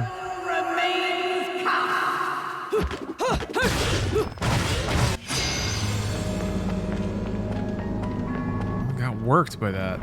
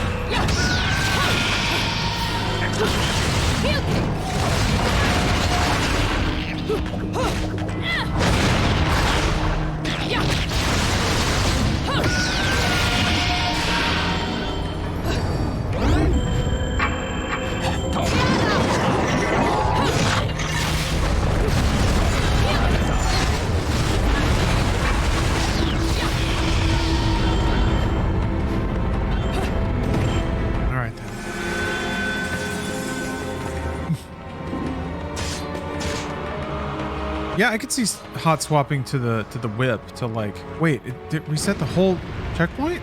No. Okay.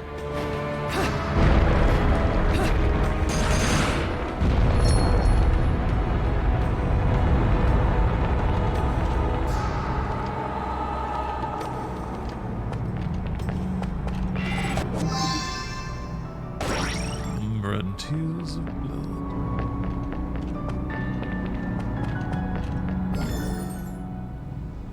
Heavenly manipulators. Ooh. The Umbra Witch's sacred Crescent Valley is said to contain enormous relics harkening back to the valley's place as a training ground in the witch's supernatural magic arts.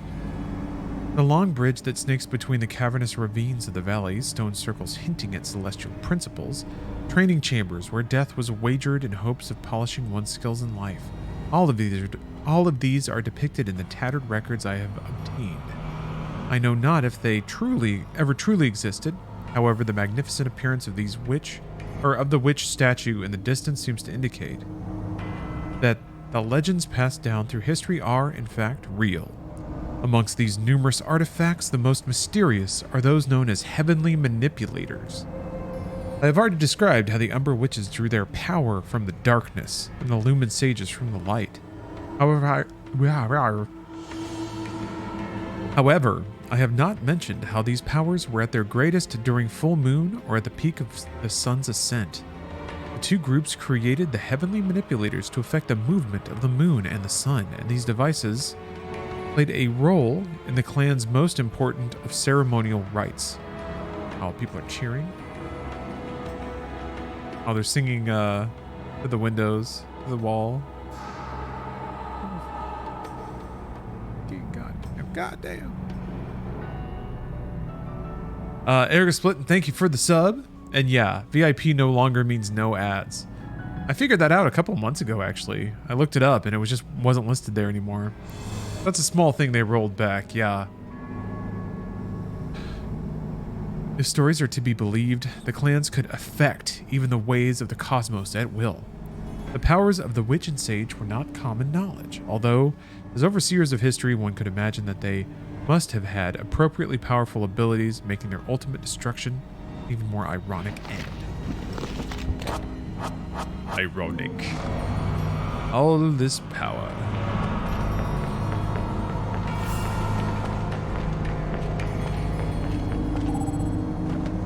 Yeah, VIP means that you're immune from slow mode. Buns. Sorry. Immune from slow mode. And I think you can post links in chat.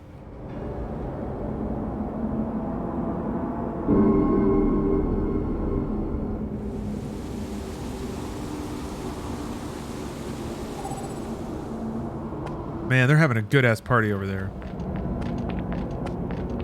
Sounds nice.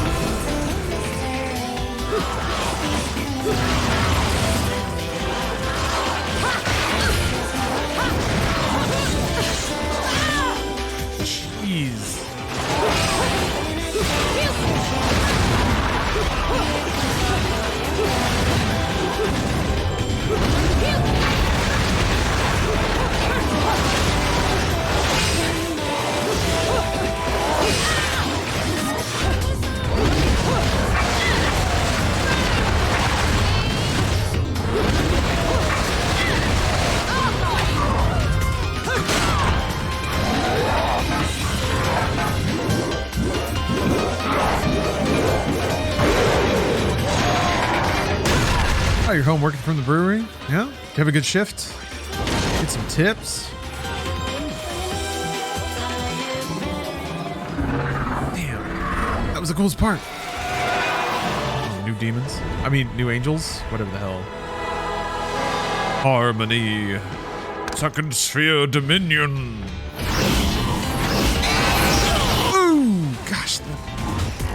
dodges out of cutscenes, man. Brutal!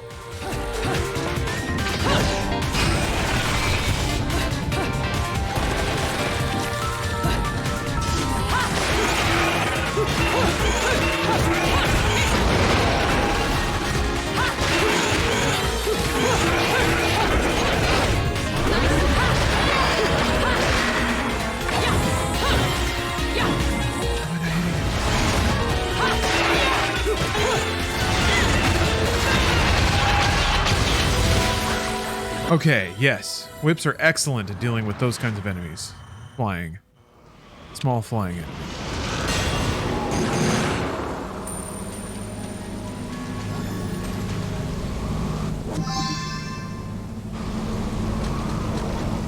Man, that song had people going off. I remember that.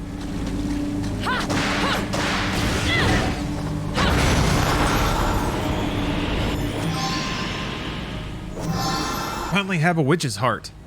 Yes, please, more health. Made about 150 in tips for a slow night. Okay. Can't order in for the next couple days.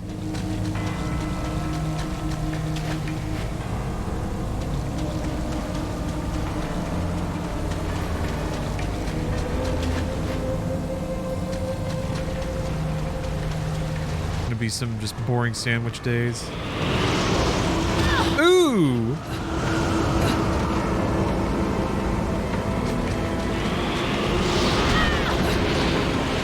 Ever since so I always would tip like a 20%, but ever since like 2020, I've upped it to like 30.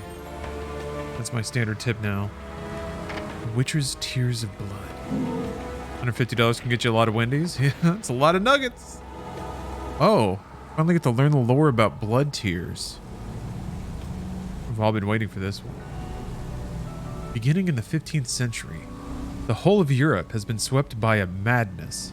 A tragic event unprecedented in the whole of human history, the witch hunts. As a result, the dark clan of Umbra witches were wiped from the pages of history forever.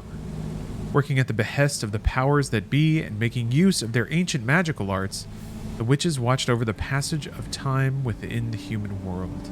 At least they did, until suddenly being swept up in waves of persecution and finally crumbling away under the pressure of the people's harsh recrimination.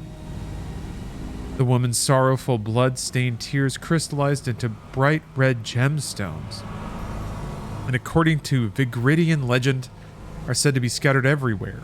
These stones, filled with their feelings of regret, are known as Umbran tears of blood.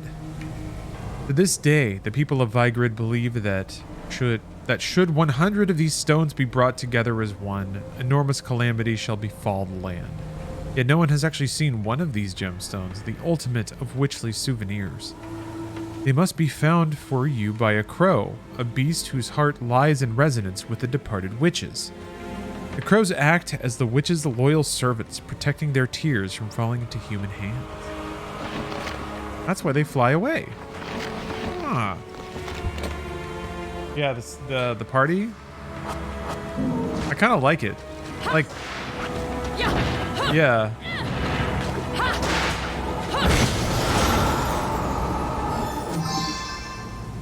How is the beer falling out? Wait, but the sodas aren't. What? I don't know. I just don't get it. They're not even on the same side. Wait, what did you get? What is that? Oh, okay. That makes more sense.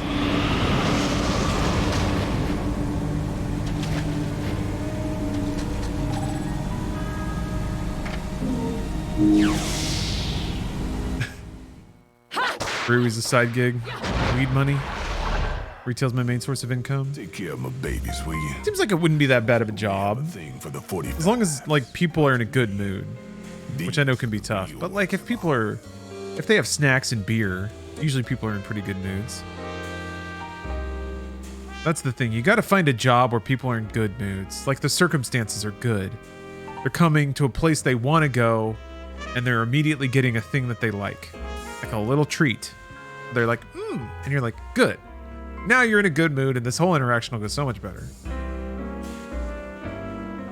It's like somebody opens their mouth to start talking, and you just tuck a little candy in there. Just doop. You eat that first. Yeah, Pop-Tart, you'll get a job. You will.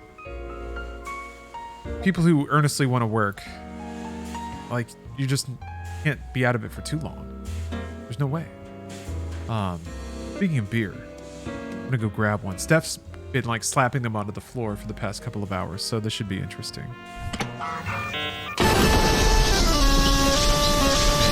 This is great. They are really going through like the hip hop hits of the early aughts. All right, I got a beer. Got beer. The Danger Beach IPA from Voodoo Ranger. They sent this to us. They didn't send it to me. It actually got sent to Steph, and she doesn't drink beer, really. So I will. Cheers.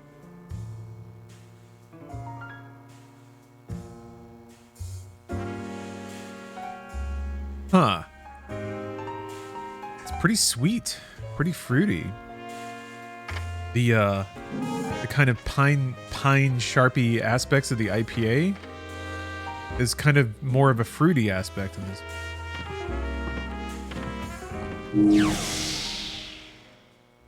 That's interesting. Oh.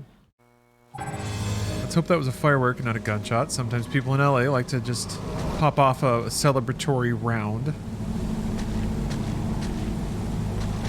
But they also like fireworks even more.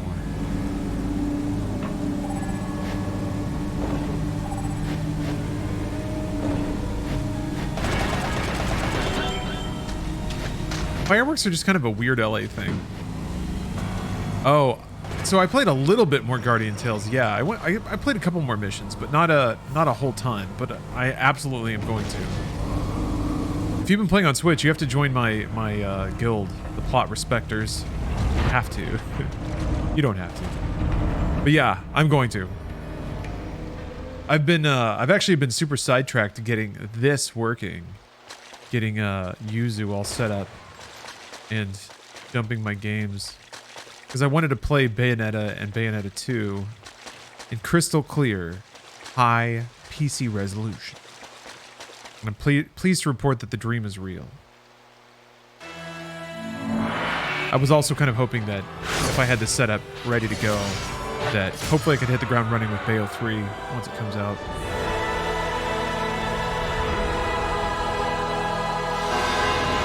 Ardor. So I am Dirty Rainbows. I'm actually not the biggest fruity beer fan. I like really bready, hearty, kind of earthy beers. I like coffee beers. I like porters. I like stouts. I like triples a lot.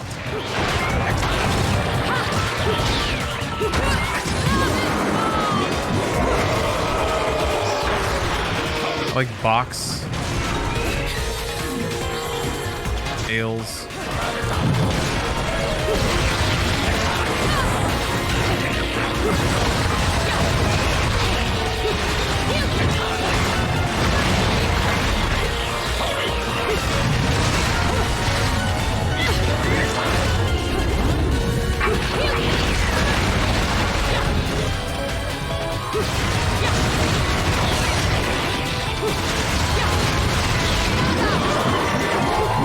Bit of a waste of torture. Ooh!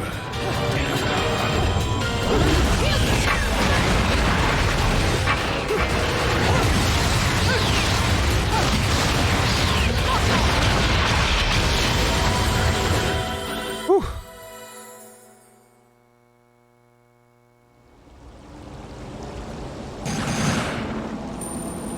That was exhilarating. I feel like I'm just starting to wrap my head around the basic weapons. I've always found it a little surprising sometimes how quickly they start throwing other entire weapon sets at you when there's zero chance you've even had a chance to really explore the combo tree of the first weapons that you have. Maybe that's more, well, if you're doing New Game Plus, you have the weapons already. I guess maybe it's just like give you the tools right from the drop. Like, you don't like these? Fine. Is it too slow? Is it too fast? All right, mix it up. Here, just take it all. Don't complain. I don't know. Smash through the floor, maybe? Shiver me stout, you say. Well, I typically don't drink beer. I shouldn't be drinking at all. I'm supposed to be on a diet. But it's Saturday. It's Saturday, playing Bayonetta, played Godonia, played Valkyrie Profile Elysium. It's just a great day. It's just a great day all around. What do you want me to do, game? What do you want me to do, bro?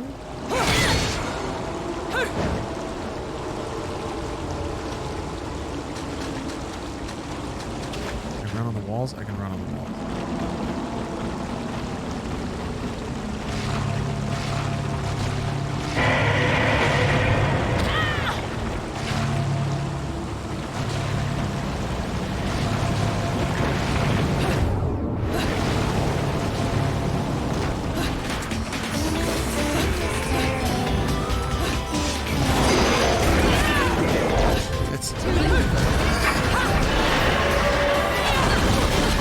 Jesus!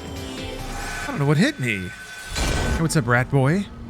You're playing this game, one of my favorites of all time. It's quite good. Boy, is it very good. Yeah, that's right, Brian. It's Saturday night. It's beer time.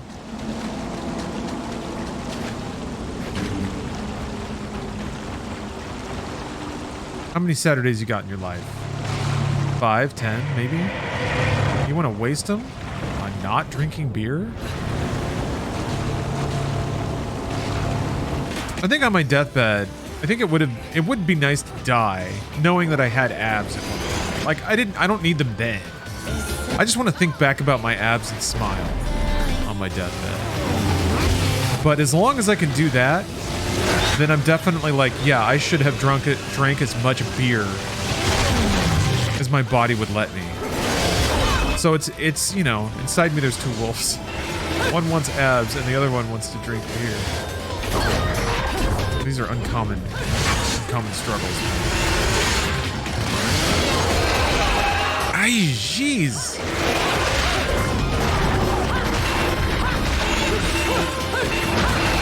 Look at that, the beer wolf always wins. Yeah, ironically, the beer wolf is pretty ferocious when it comes to powers of negotiation. Yeah, I'm getting worked by these stingrays. Weird problem to have tonight.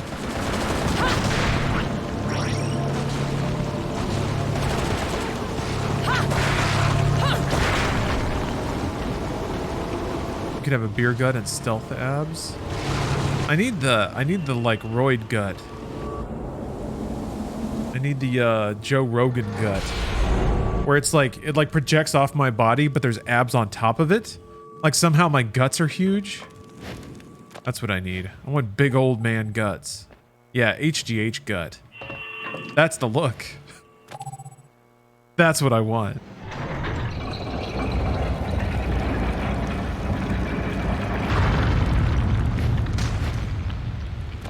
I've already outgrown my baby guts. It's time to get rid of them and get some real grown-up guts. Something you could podcast off of. Devil's Advocate guts. That's what I need.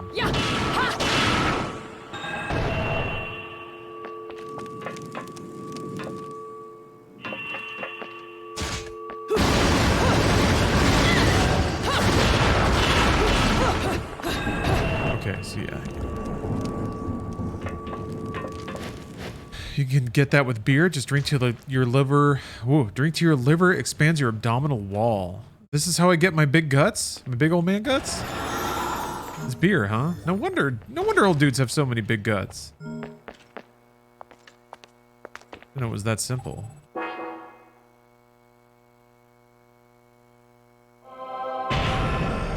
Please be careful.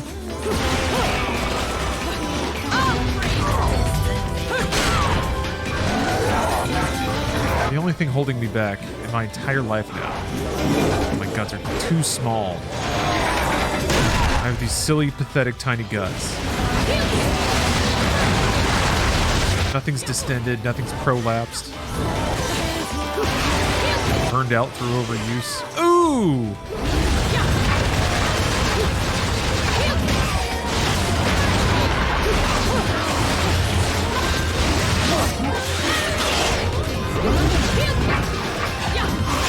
What the heck? Ooh, did not see that coming. Bro!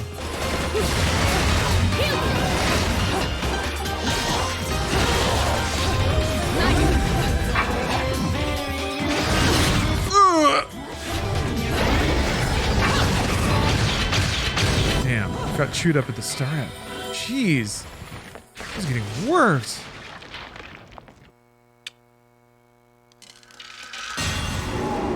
Yeah. So, oh, yeah, Rat Boy. So, Gadonia is just a super cool, hyper lo-fi, open world, like classic CRPG. I don't know how I describe it. It's got that Elder Scrolls appeal.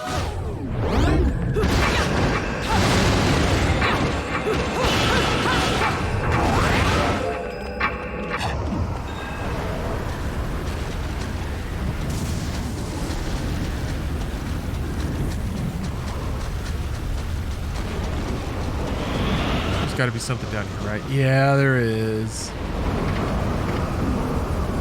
Gonna play more of it? I think so. Yeah.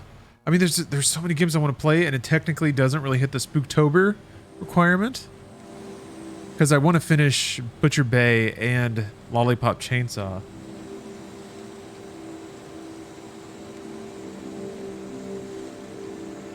Oh yeah?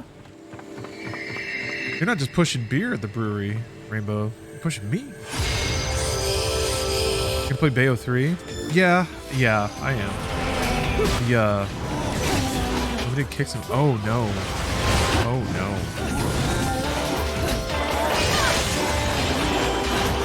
Maybe I should read more up on the situation before deciding either way.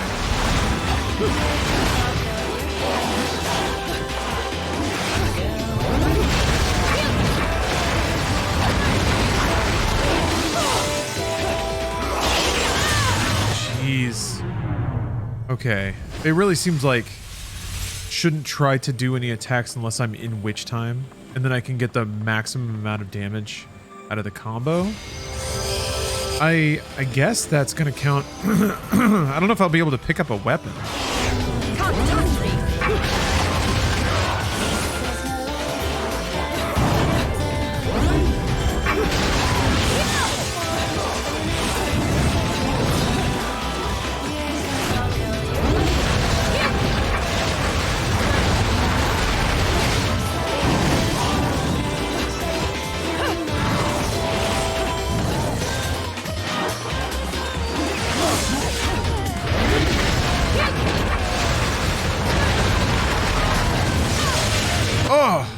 Hits.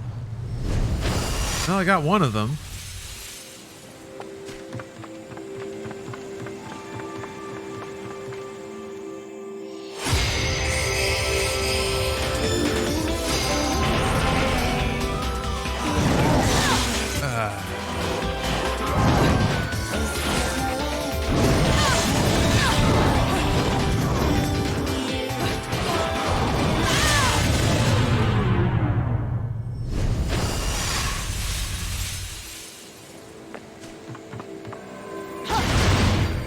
Hard to rage quit Nier Automata after eating a stupid fish killed me, losing like an hour of progress. Yeah, losing progress in Nier burns. Those old school saves. Jeez, what's going on? There we go.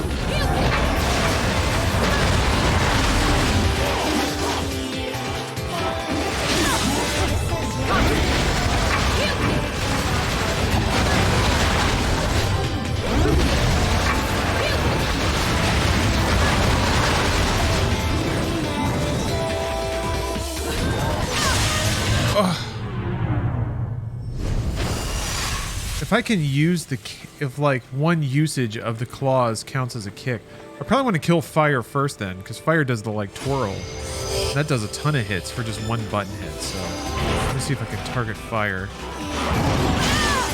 Ah. Okay. All right. Yeah. All right. Jeez. Embarrassing.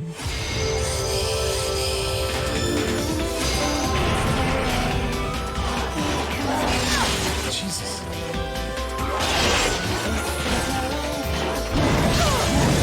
What is...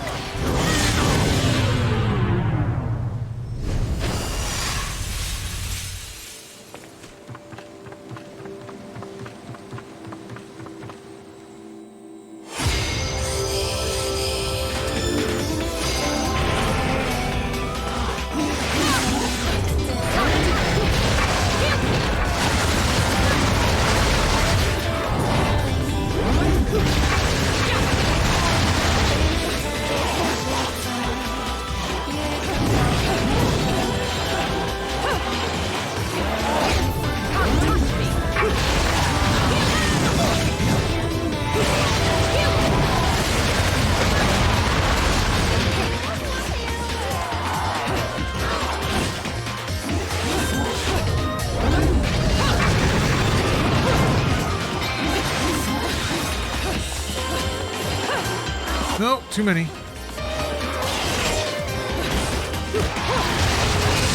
Ah! I kept waiting for like a good attack to get witch time for. It just wasn't happening. I threw it. Choked. Should have just been patient. But strat validated, I think.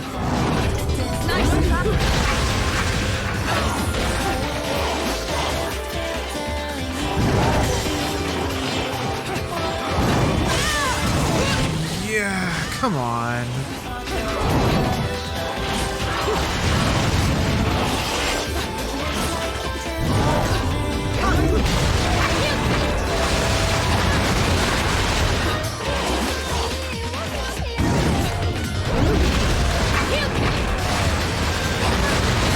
Oh, I miss.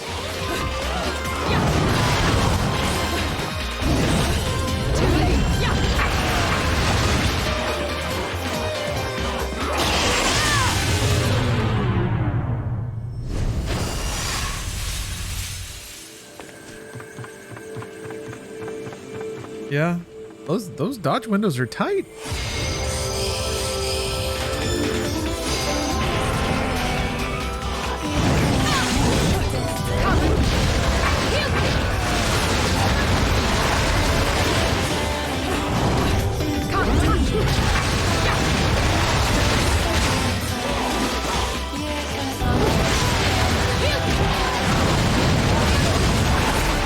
I could just do it, but I could just hit him. Hubris.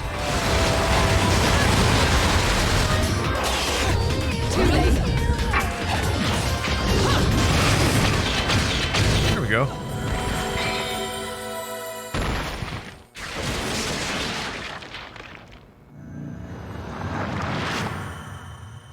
Yeah, entering witch time just as they leave the ground is a little rough. Couldn't do a whole lot with that. And now I have a piece of broken witch heart. Nothing will replace that.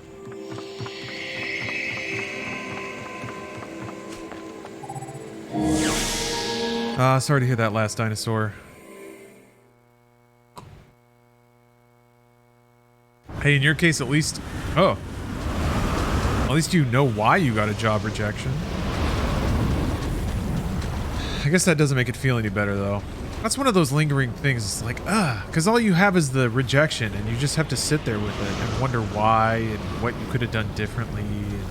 Is it you? Is it something you need to change? It can eat you alive just thinking about that stuff.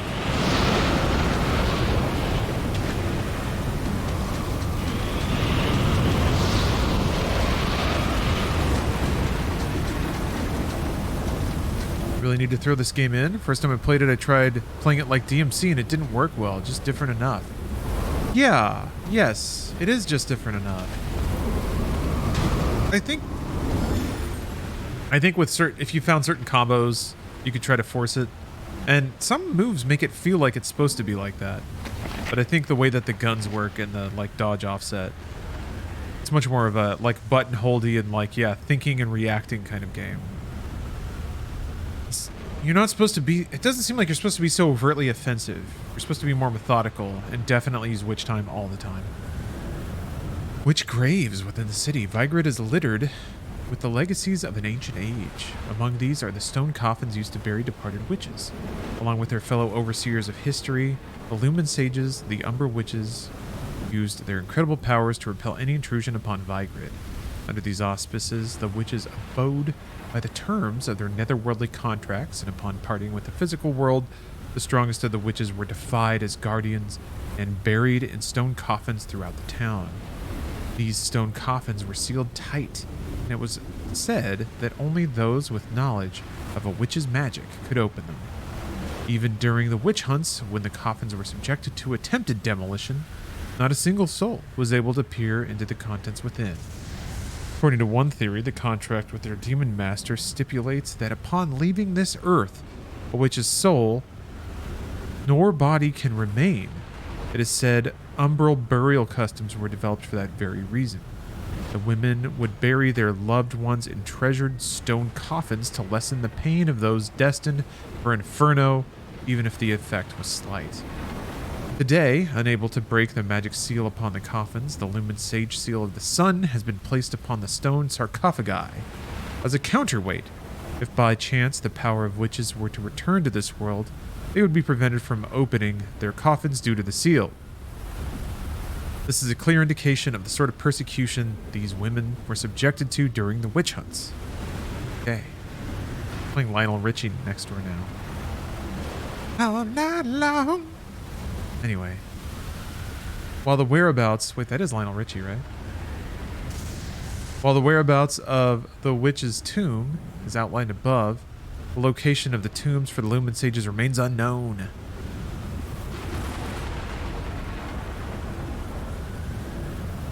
According to remaining records, they had taken up final resting places with the Umbra in the secluded region known as the Crescent and Sunrise Valleys.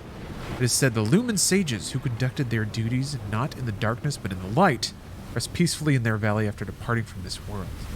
Finally, there are rumors that somewhere within Vigrad, research is underway to extract the spirit energy from the departed witches. It seems that the fate of the Umbra Witch and the Lumen Sage is yet to be truly decided. Oh my god, there's so much more lore. I thought that was like the last page. So much lore, you guys.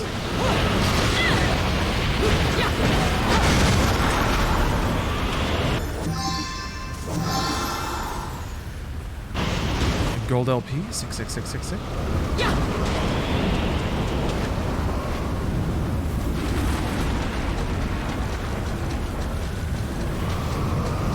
They just my laundry dingled.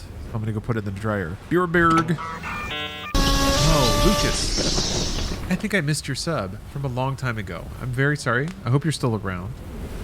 Saying, just got my Steam Deck, great piece of tech. Don't have much time to play, so maybe Deck will make this time easier for me to jump in and out from play sessions. For as little time as I spend with it, I think it's worth the price. What do you think? Lucas, if you're still around. Okay, you're still in chat. Well, if you're still around, yeah, I'd love to talk about that, because those were my exact reservations, actually. That I was like, I just won't use it.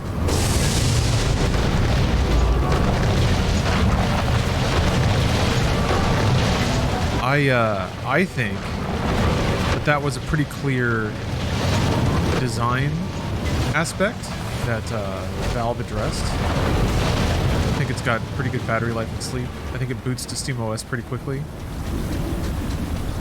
I intentionally use it outside of those bounds, though. I use it in the Windows ecosystem. So it takes a bit longer to boot. It takes a bit longer than that to, like, trick Steam into thinking that it can pass the controls to Windows. Inspired Thrones.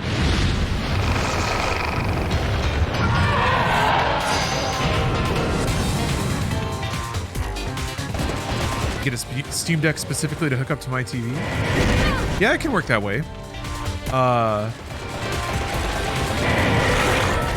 think the thing that I found with that is getting a USB-C to HDMI adapter that doesn't have a ton of lag. Because that's not really something that those devices ever have to care about. Jeez. What a pain in the ass. Yeah, I think there's an official dock now. I would imagine that would not have latency. I did find some Reddit thread of people like trading tips about latency with USB-C adapters. So there are adapters out there that are just fine for that. But if you're gonna like play games that way, you definitely want to make sure you don't have a real laggy output, because that makes it tough. I did that the first time basically, and it sucked. God.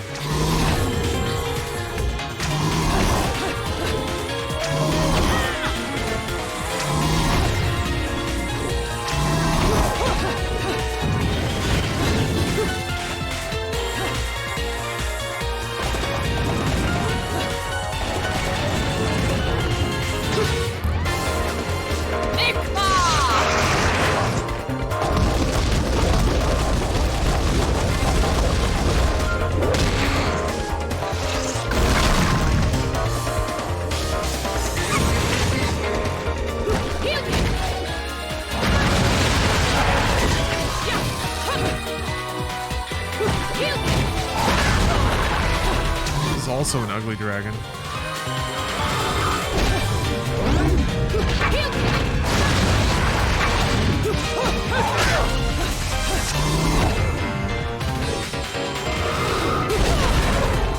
For real? Okay. Guess he had 0.1 health.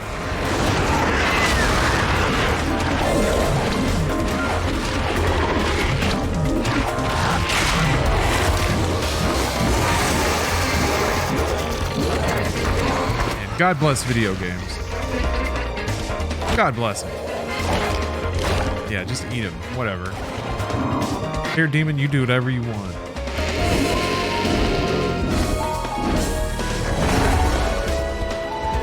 This one's for you, Hairbud. Hair demon bird. Hairbud actually is pretty good. All my demon pals are now named Hairbud.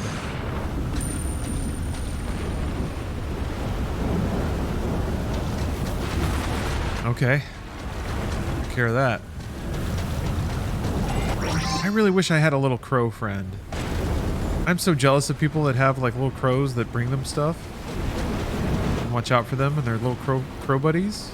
Man. How cool would that be? To have a little bird that shows up and just like gives you a button. You're like, hey guy, how about that? Here's a cracker. The friendly interaction between worlds.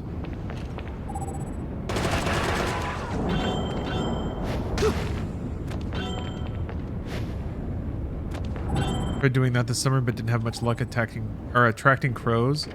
Yeah, it seems like it's the sort of thing where I'll just have to have like, I gotta have an old man place where I sit, and then it just so happens to be that that's also where a crow hangs out. And then over the course of like 5 years, we develop a crow relationship. Anyways, let me go whip some things into shape for you. I've thought a lot about this. I need to find a place where there are crows and not old dudes already sort of working them over. Because I don't want to go in on some other guy's territory. If he's got a good thing going with a crow, he's like working it up. That would just, you know, I wouldn't want somebody doing that to me. Into shape, but the workmanship's solid. Now, go put this thing to good use. Like, I only just figured out the utility of the whip, and now they're dropping this, like, even more weapons on me.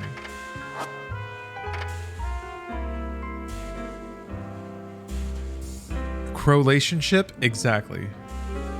Exactly. I deserve it. I deserve a crow-lationship. All right, somebody said the breakdance was the business. Oh, now they're playing Don't Stop Believing over there. Are we at the, like, we're at that part of the party? People starting to have feelings? Hold down ZR, that's it. I'm buying it. Mine now. What's the party for? I don't know. Saturday?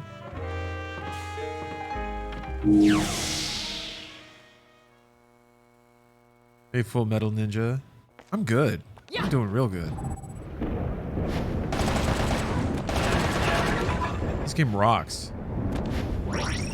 And it's running like a dream.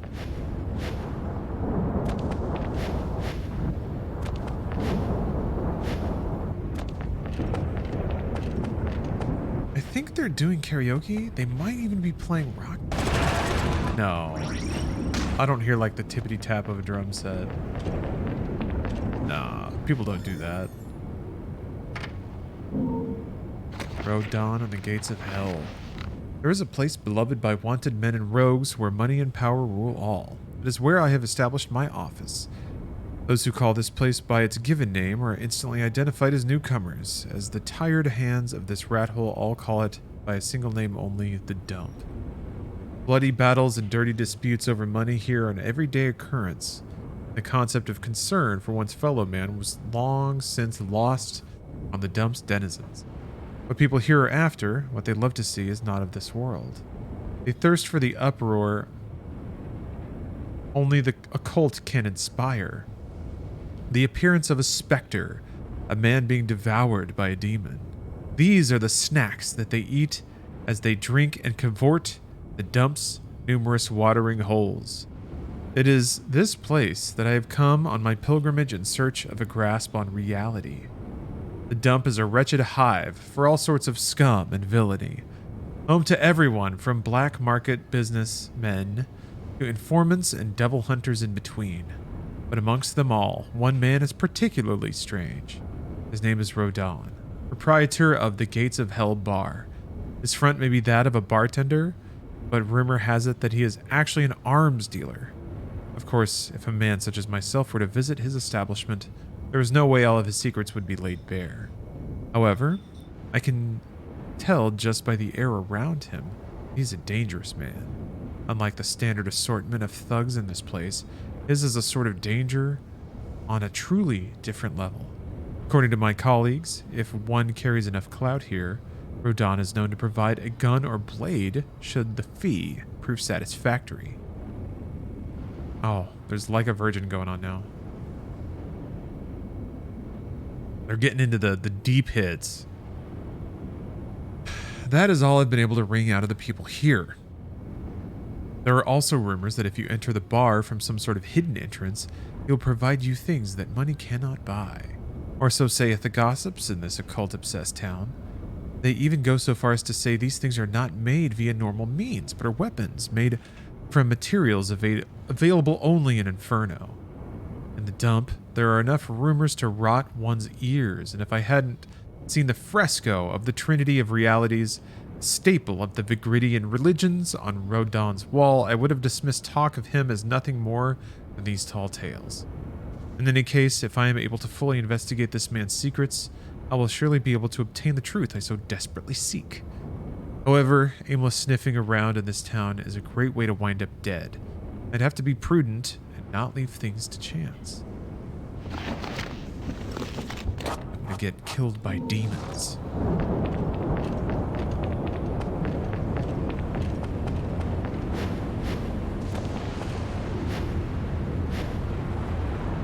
Ooh, oh no. I can just jump up here. Ooh.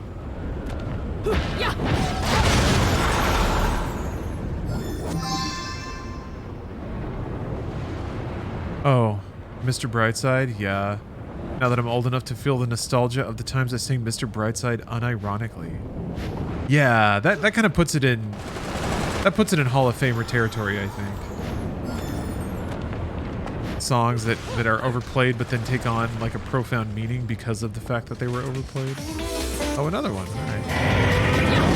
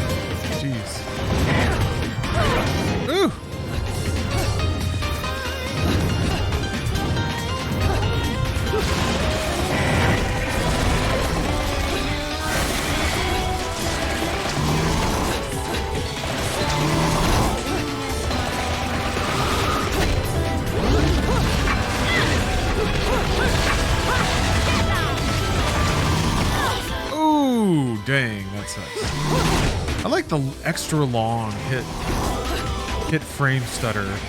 If you have a good combo going, you get whacked out of it. That sucks.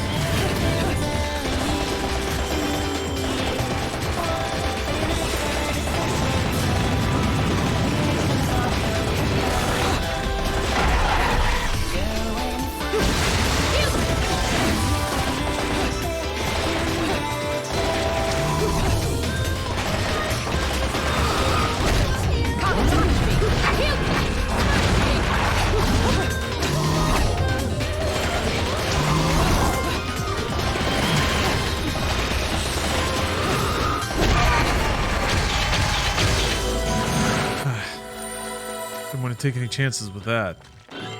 Not a very stylish ending, but it was an ending.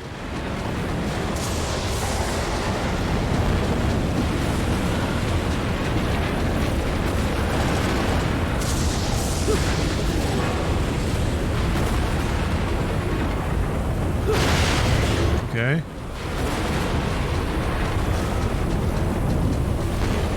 Got a little demon claw hands reaching in.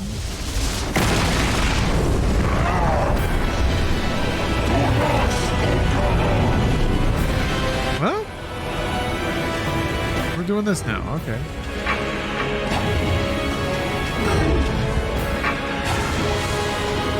Bayonetta is so cool.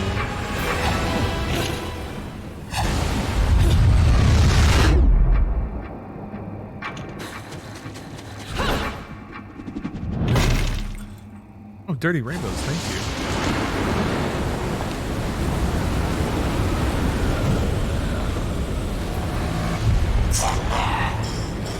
I think there's particular games in which skill can be expressive and entertaining to watch. I think I jump around in games so much, though, The only ones meddling are your that I rarely actually exhibit This will be taken high care levels of in the skill. manner I see fit. Your assistance is The skill that I think I exhibit on this stream is jumping wildly from genres, jumping wildly in genres and game types every couple of hours. Here has given you a second wind.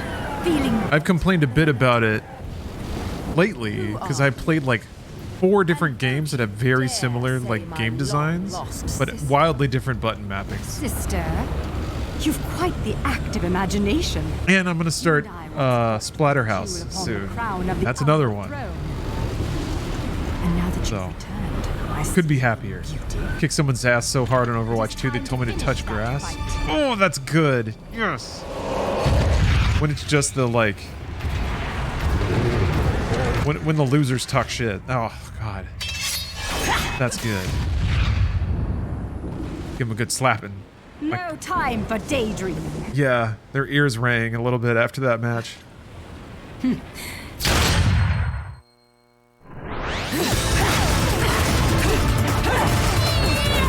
little tinnitus acting up after that one.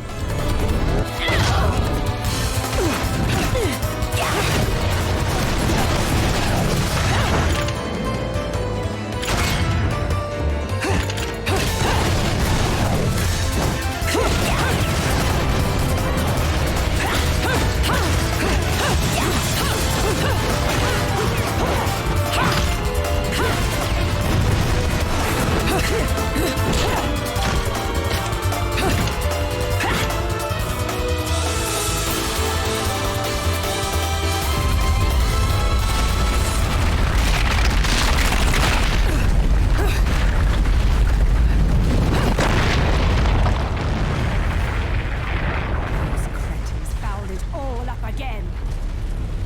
But perhaps this can be to my advantage.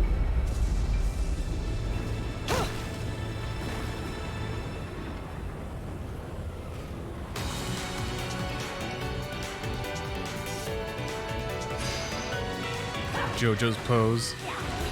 Wow, immediately getting my ass kicked. Ooh. Alright. Okay. The shadow remains cast. Just got another boss fight. I don't even get some like wiener dudes to beat up to feel good about myself. No.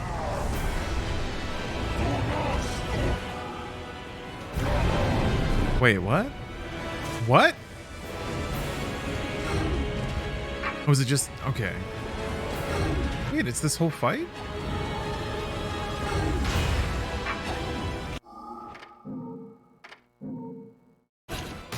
Okay, there we go.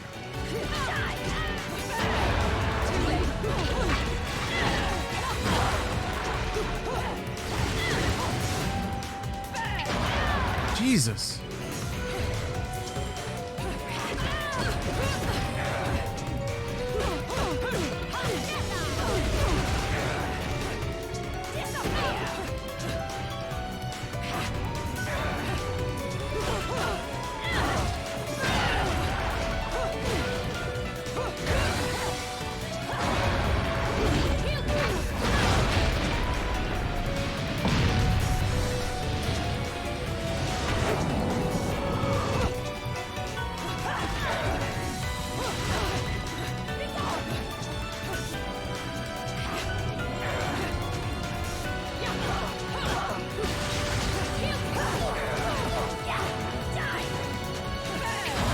Ooh.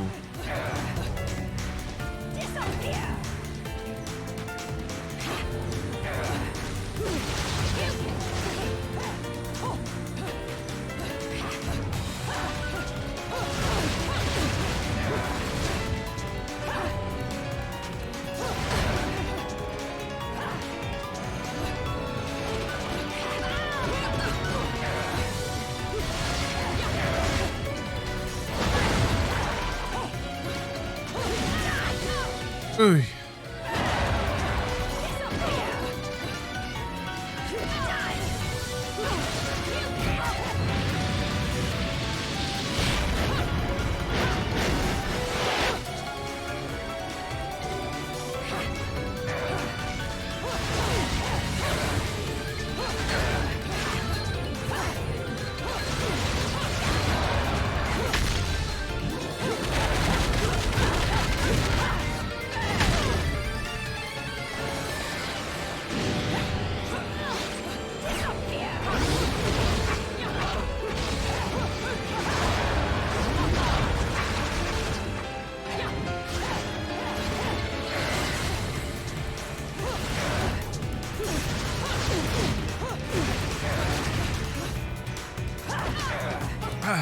Man, I was on such a streak for a second there. I thought I could do it, but then she just booted me in the face. Hey, Leo Salt. Good morning from rainy Britain. Ah. Good evening from pretty dry Los Angeles.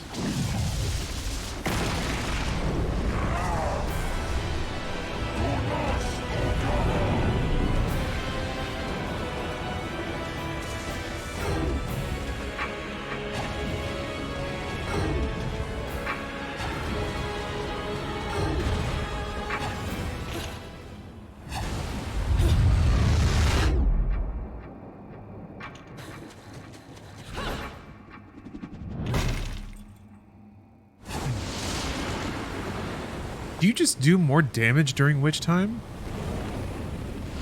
I don't know if you just get a damage buff, but it almost kind of feels like it. I can't tell if that's just the side effect of being able to do safe damage.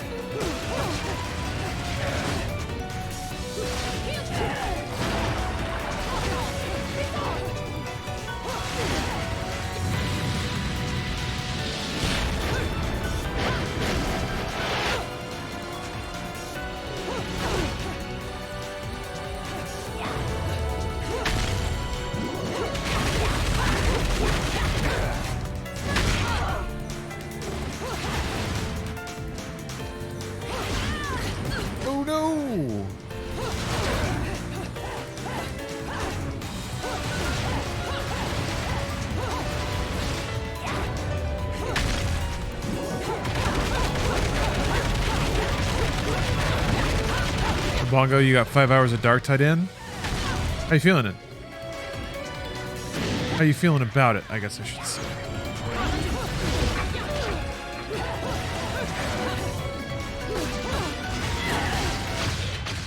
Go.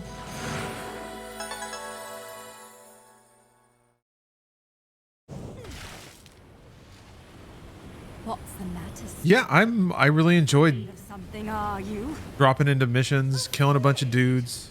Me? This is a waste of my time. I don't quite know the higher level idea behind it. Registration feels a little odd at times, longer distances, but pretty. Yeah. I'm okay with it just kind of being a 40K pretty environment generator. And then you wrap some just like action RPG stuff around it. I'm okay. What is happening right now? What the fuck was any of that? What the fuck was any of that? Just what? All right, sure. There were bugs. One of them was blue. Sure. All right, fine. Fuck it. Let's just, what? Fine. Oh. I could turn into a panther. I don't remember this at all, dude. Okay, sure. Unleashing the beast within allows you to transform into an animal form. Well, I take it back. I spoke way too soon about potentially unlocking various kinks. Way too soon. Presumption. That's my problem. I think the data in front of me is all the data there is to be had. And here Bayonetta is turning into a panther. Yeah, the panther roar.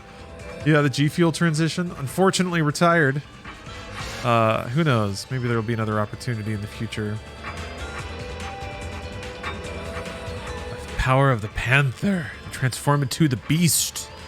They would be granted speed as fast as the wind. Surmount the most dangerous cliffs with ease.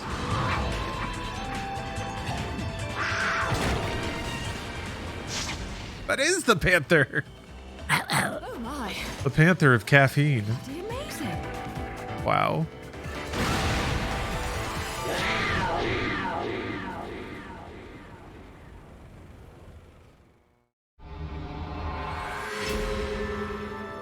What will our flavored G Fuel be? Hackberry. Oh, I'm gonna get a stone thing. No. What am I supposed to do? It's hard, okay? Ladies and gentlemen, it's what you've been waiting for. Bingo attack! Come on, bro. Ready, fire!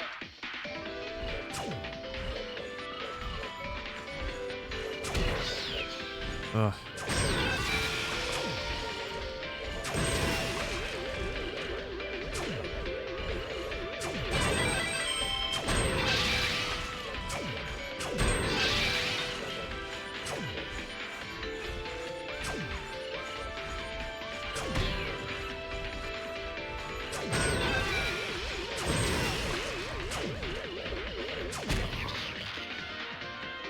I want to start my day with a big glass of hackberry. Nearly everyone does.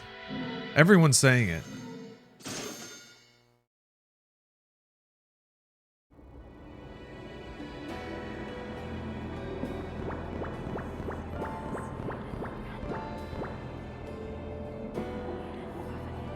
Enlightenment Commercial District. Oh, okay. Oh, Jamie, thank you for the raid. Hello, everyone. Entering the gates of paradise, except I have no money.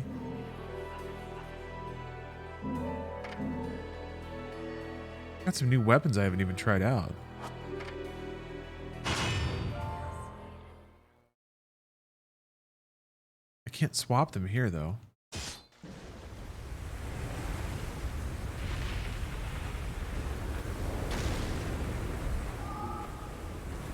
Let's see.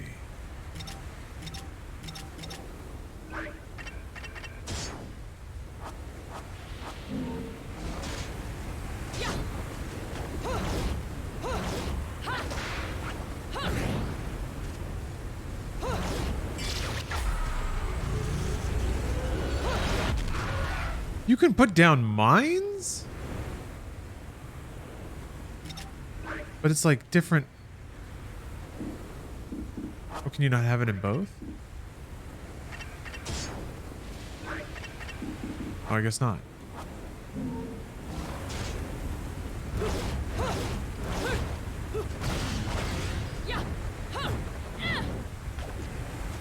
Does it do the mines for both? It does.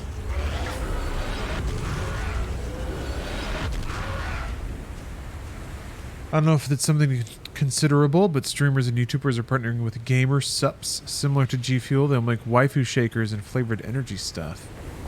Yeah, there's a fair amount of brands that are essentially all that. Caffeine and nutrient powders marketed to gamers. But who knows? Sure, maybe. I'm not sweating it. Hey, Envy. Welcome back. Vigrid. The ancient city of Vigrid is largely inaccessible, surrounded by mountains on one side and the sea to the other. While at first glance this may seem incredibly inconvenient, it is said that Vigrid flourished primarily due to the presence of strong spirit energy within the land underfoot. The Umbra witches and Lumen sages, each with respective control over dark and light, must have needed a land replete with this spirit energy to enable them to oversee history. The waves of time have modernized Vigrid, spurring rapid development. However, residents still avoid outside contact, preferring to maintain their own culture and religious outlook. Their only link with the outside world is a single long-distance rail line. Simply riding this train requires an application be submitted to Vigrid authorities, and rigorous background check is required prior to the issuance of an entrance visa, which must be carried at all times. Once disembarking from the train, there is a further police search, after which one is granted admission to the city. It seems that what allows Vigrid to be, or the ability to be so strict regarding immigration, is the seemingly close link between the Vigridian authorities and the Ithval group, a conglomerate based in Vigrid. So now there's a supercorp that matters? Okay. Yet proving this link will require further investigation. Great. There's a conspiracy. Sure.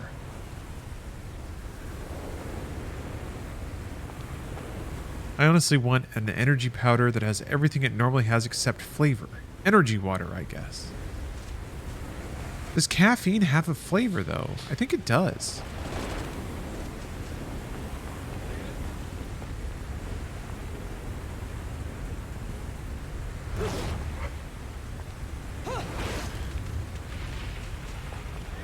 This is the first game. Yes.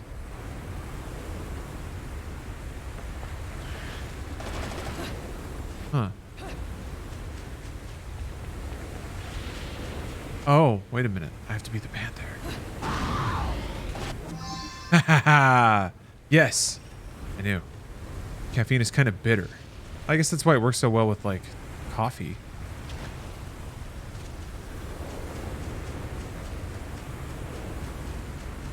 Isn't that just electrolytes? Yeah, and then there's the vitamin and mineral portion of it would probably taste kind of metallic, I would guess. Athelic, this is not my first playthrough. I played through this when it came out, but I've forgotten a good deal of it, so it might as well be.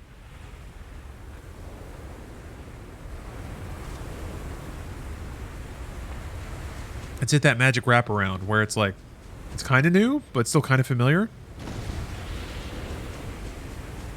I remember just blowing through it in a couple of evenings and being like, hell yeah, Bayonetta. And then some of the things I remember very well. I just remembered being thrilled that there was a game that had sexual content but was not embarrassing. I remember the set pieces. I remember some of the set pieces. The one where you're fighting the dragon head and then it pulls out and you're flying through the air. I remember oh shit, coolest fucking thing. I always remember that. And then I remember the last boss, I think. I remember the Space Harrier reference. Oh, it's okay, Pop-Tart. Hey, you don't ever have to apologize for having a rough day. That's for sure. It's totally okay to be a little bummed out when you get bad news. I think everybody gets it. You shouldn't have to apologize for that. But yeah, tomorrow will be better. The day after that, even better. Greetings, Soul 2DX gameplay streamer with YouTube videos. Yeah, that's it. That's all I do. 2DX streams, YouTube videos. Man, I was thinking about streaming 2DX tonight, but... Oh, I just smashed it. Fuck, that's what I had to do.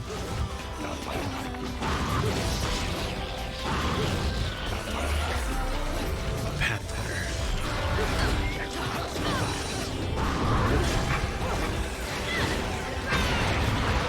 Ooh.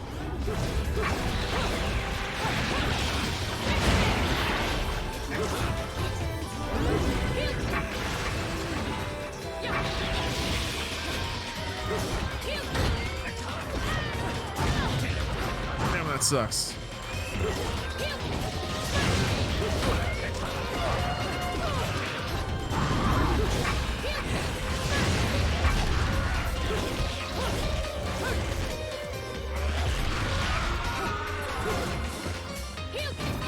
Why are you still up?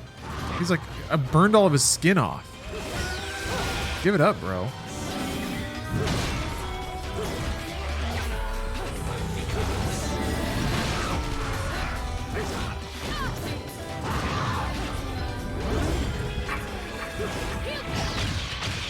Jeez.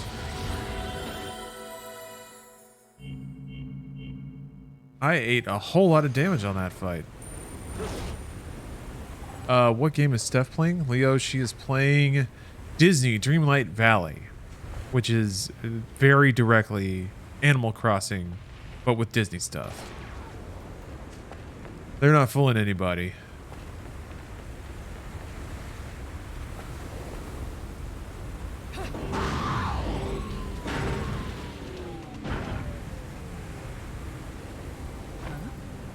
Yeah, Brown Monkey's still live. Coming up on, what, 9 hours? But I'm not going to be live for too much longer. I'm going to pack it in pretty soon here. Just really enjoying Bayonetta. I'm not going to lie. I'm just pleased as punch that Yuzu is working and now performing in the way that I would expect.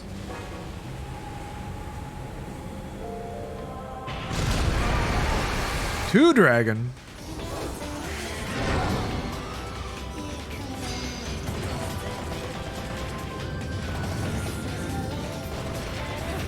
Where's Tom Nook or Mickey Mouse? In this game, you got to worry about Scrooge McDuck. Because of course, right?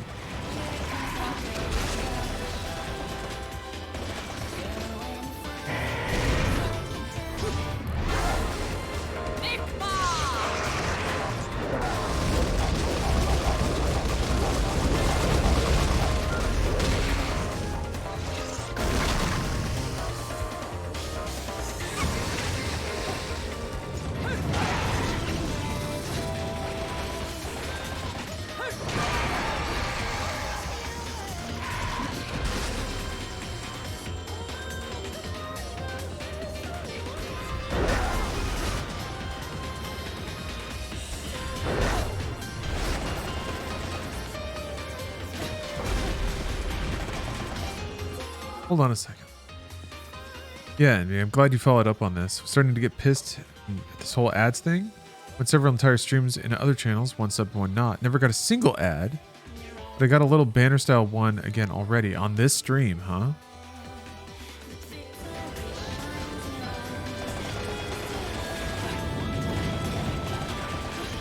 Why would that be?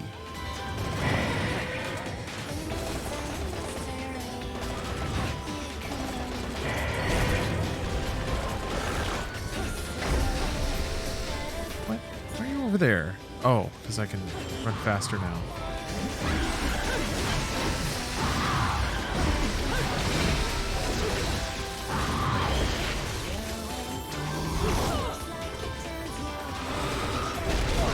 Oh.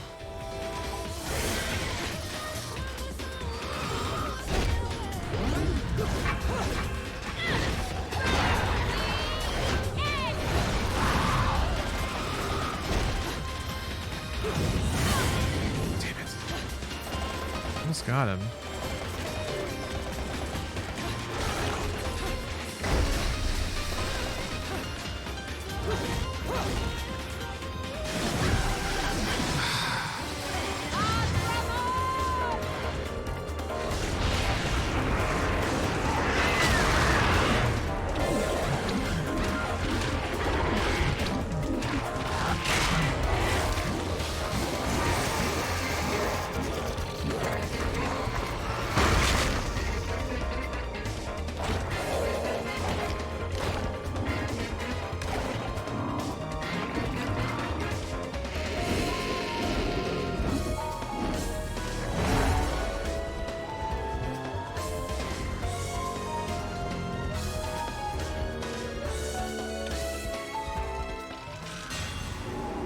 Yeah, I guess I can, if you still see ads tonight,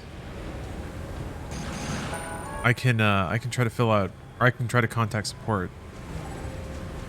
I'm pretty protective of that. Which is silly because I actually have no control over it at all. But I can do something.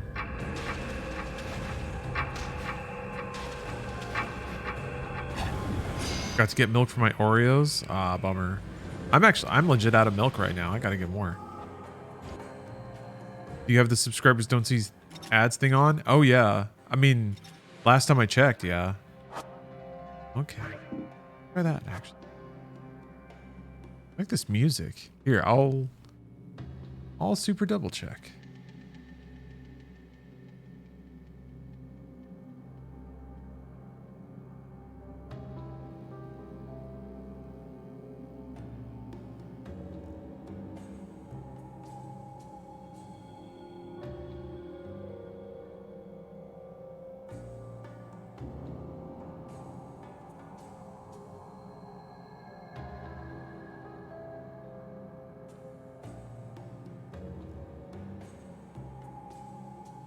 Yeah. Absolutely checked. Ad-free viewing. Allow subscribers to watch your content on your channel app. I could try to turn it off and back on. Yeah, I know Twitch is pushing ads pretty hard. I don't know that they would intentionally be testing something to force ads on people who are legitimate subs. If anything, I would just assume that it's the system failing to properly recognize you as a sub. But if logging out and back in, clearing cache, cookies, all that dumb stuff doesn't make it kick in, I don't know. Then that's a problem. Is Steph streaming too? She is not. No. Yeah. Also, yeah. Warrior. Good point. Facetiously made. Twitch's infrastructure in general has been very unreliable lately. Chat's been going a little funky. Things have just been off. So it's not super shocking.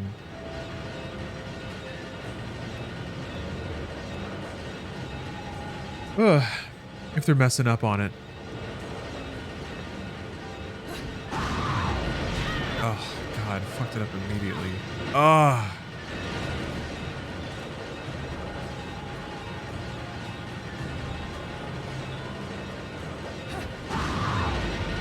What? Oh, they're... Oh! They have to be activated first? Okay.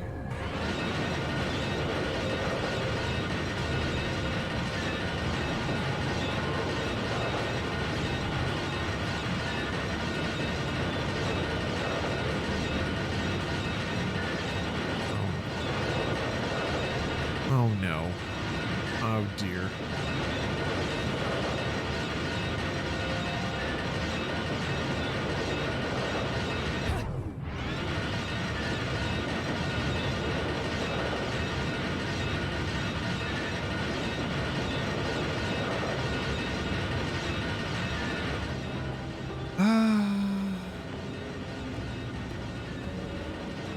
Yeah, they have to be like lit up, right?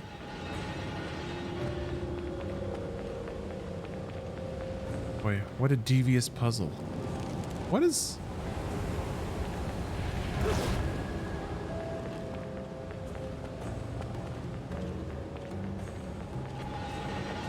What am I missing here?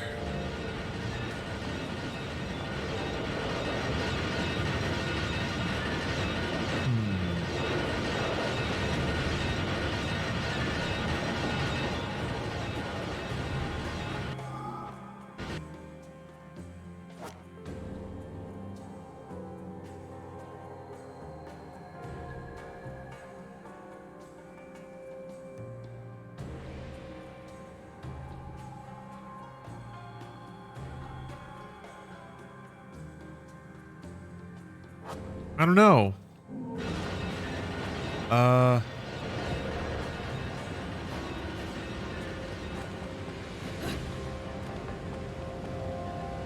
Can't go back this way.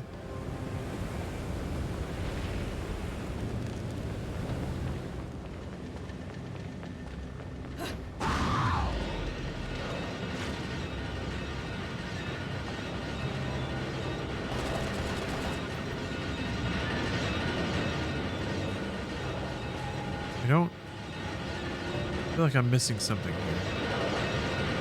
I must be missing something.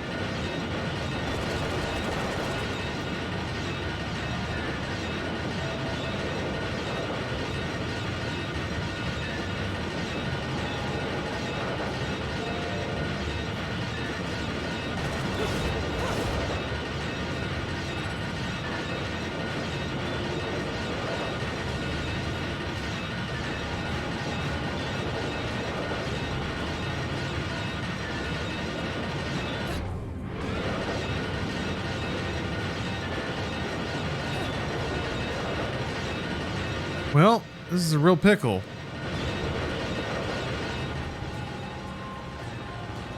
Just a right mess.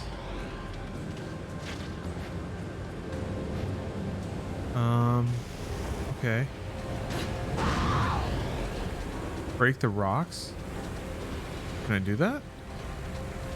Use dog's transformation to run over the symbols on the floor. They have to be, like, activated, right? They had to be like all lit up and poking out of the floor.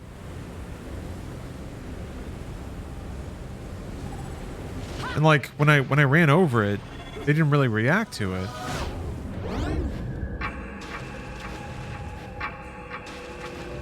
Maybe it all has to be in like...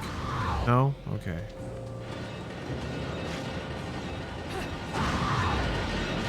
Yeah, see, it's not like lighting up or doing anything.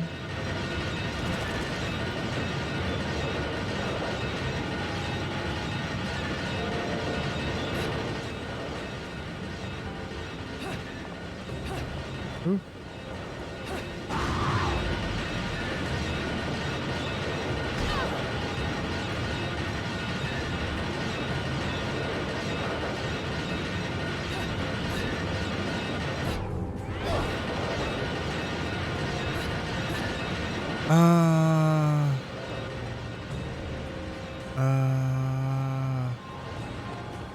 I mean, I guess there was that gear that was like sparking. To be drawing attention. Maybe they wanted to break that or something. I thought I punched it. Maybe I didn't punch it enough. Banner ad in the incognito window. What? Oh, that rock. All right then. I didn't know you could break rocks like that.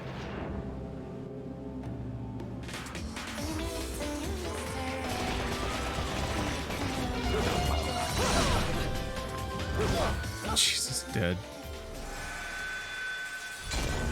The shadow remains cast. That was cool.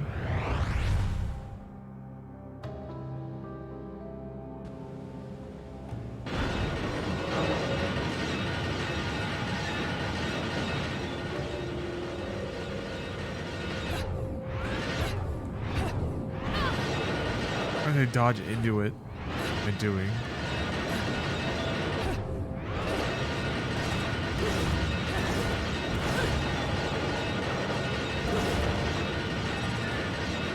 I don't know. I'm starting to get tired. I think the gamer brain might be gamered out. I don't think I've eaten in a while.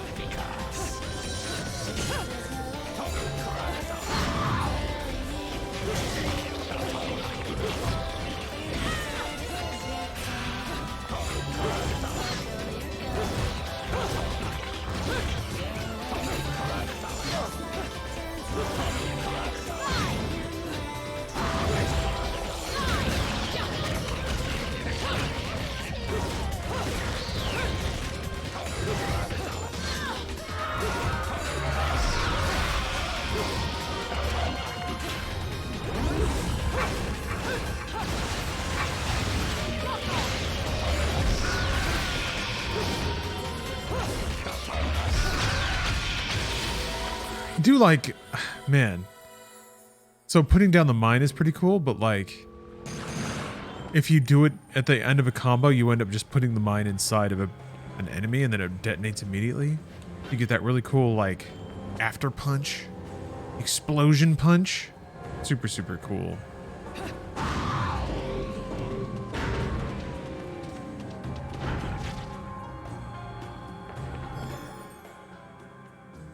Epic of Magic 4.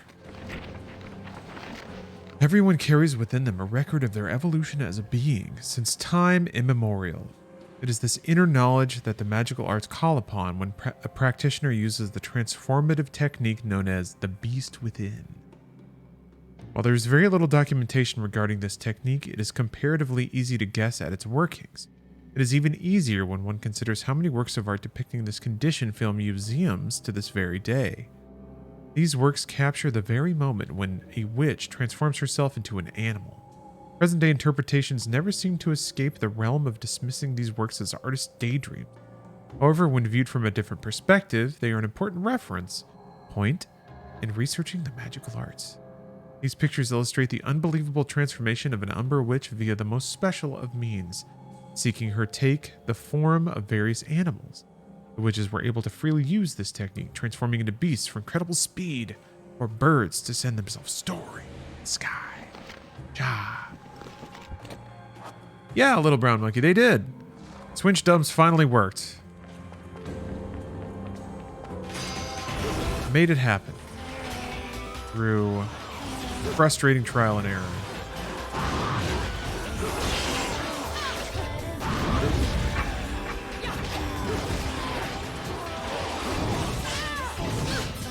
Jeez. God, so much damage. Just for getting scooped up into one attack.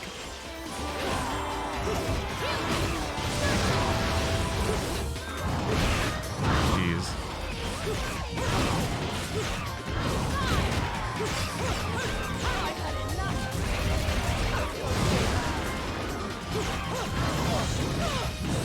Yeah. Yeah, it's kind of the Agni and Red repair. I don't know. I think that's it. I think I'm done for the night. This game rules though. I want to play more of it. I will play more of it soon. Oh, that's the beginning. Oh, it just kicks you back to the very beginning. I don't know how saves work in this game. It seems to save checkpoints, but I think you just quit the game. You just stop playing. Well, whatever. Anyway, thank you all very much for watching. Really good day of streaming today. A lot of great games. Had a good time. Hope y'all did too. Check out Gadonia. They sponsored the stream today. There's a lot of heart in that game. A lot of development passion. You can see it. You can feel it. And I'll catch you guys next time. I think I'm going to stream tomorrow. I think so. Maybe. Might just take it easy. We'll see. That's what you should do too. Yeah, sorry you showed up just for the end, NB. And I'll catch up on what you were writing in chat about the ad issue. All right, have a good night, everyone. I'll see you next time.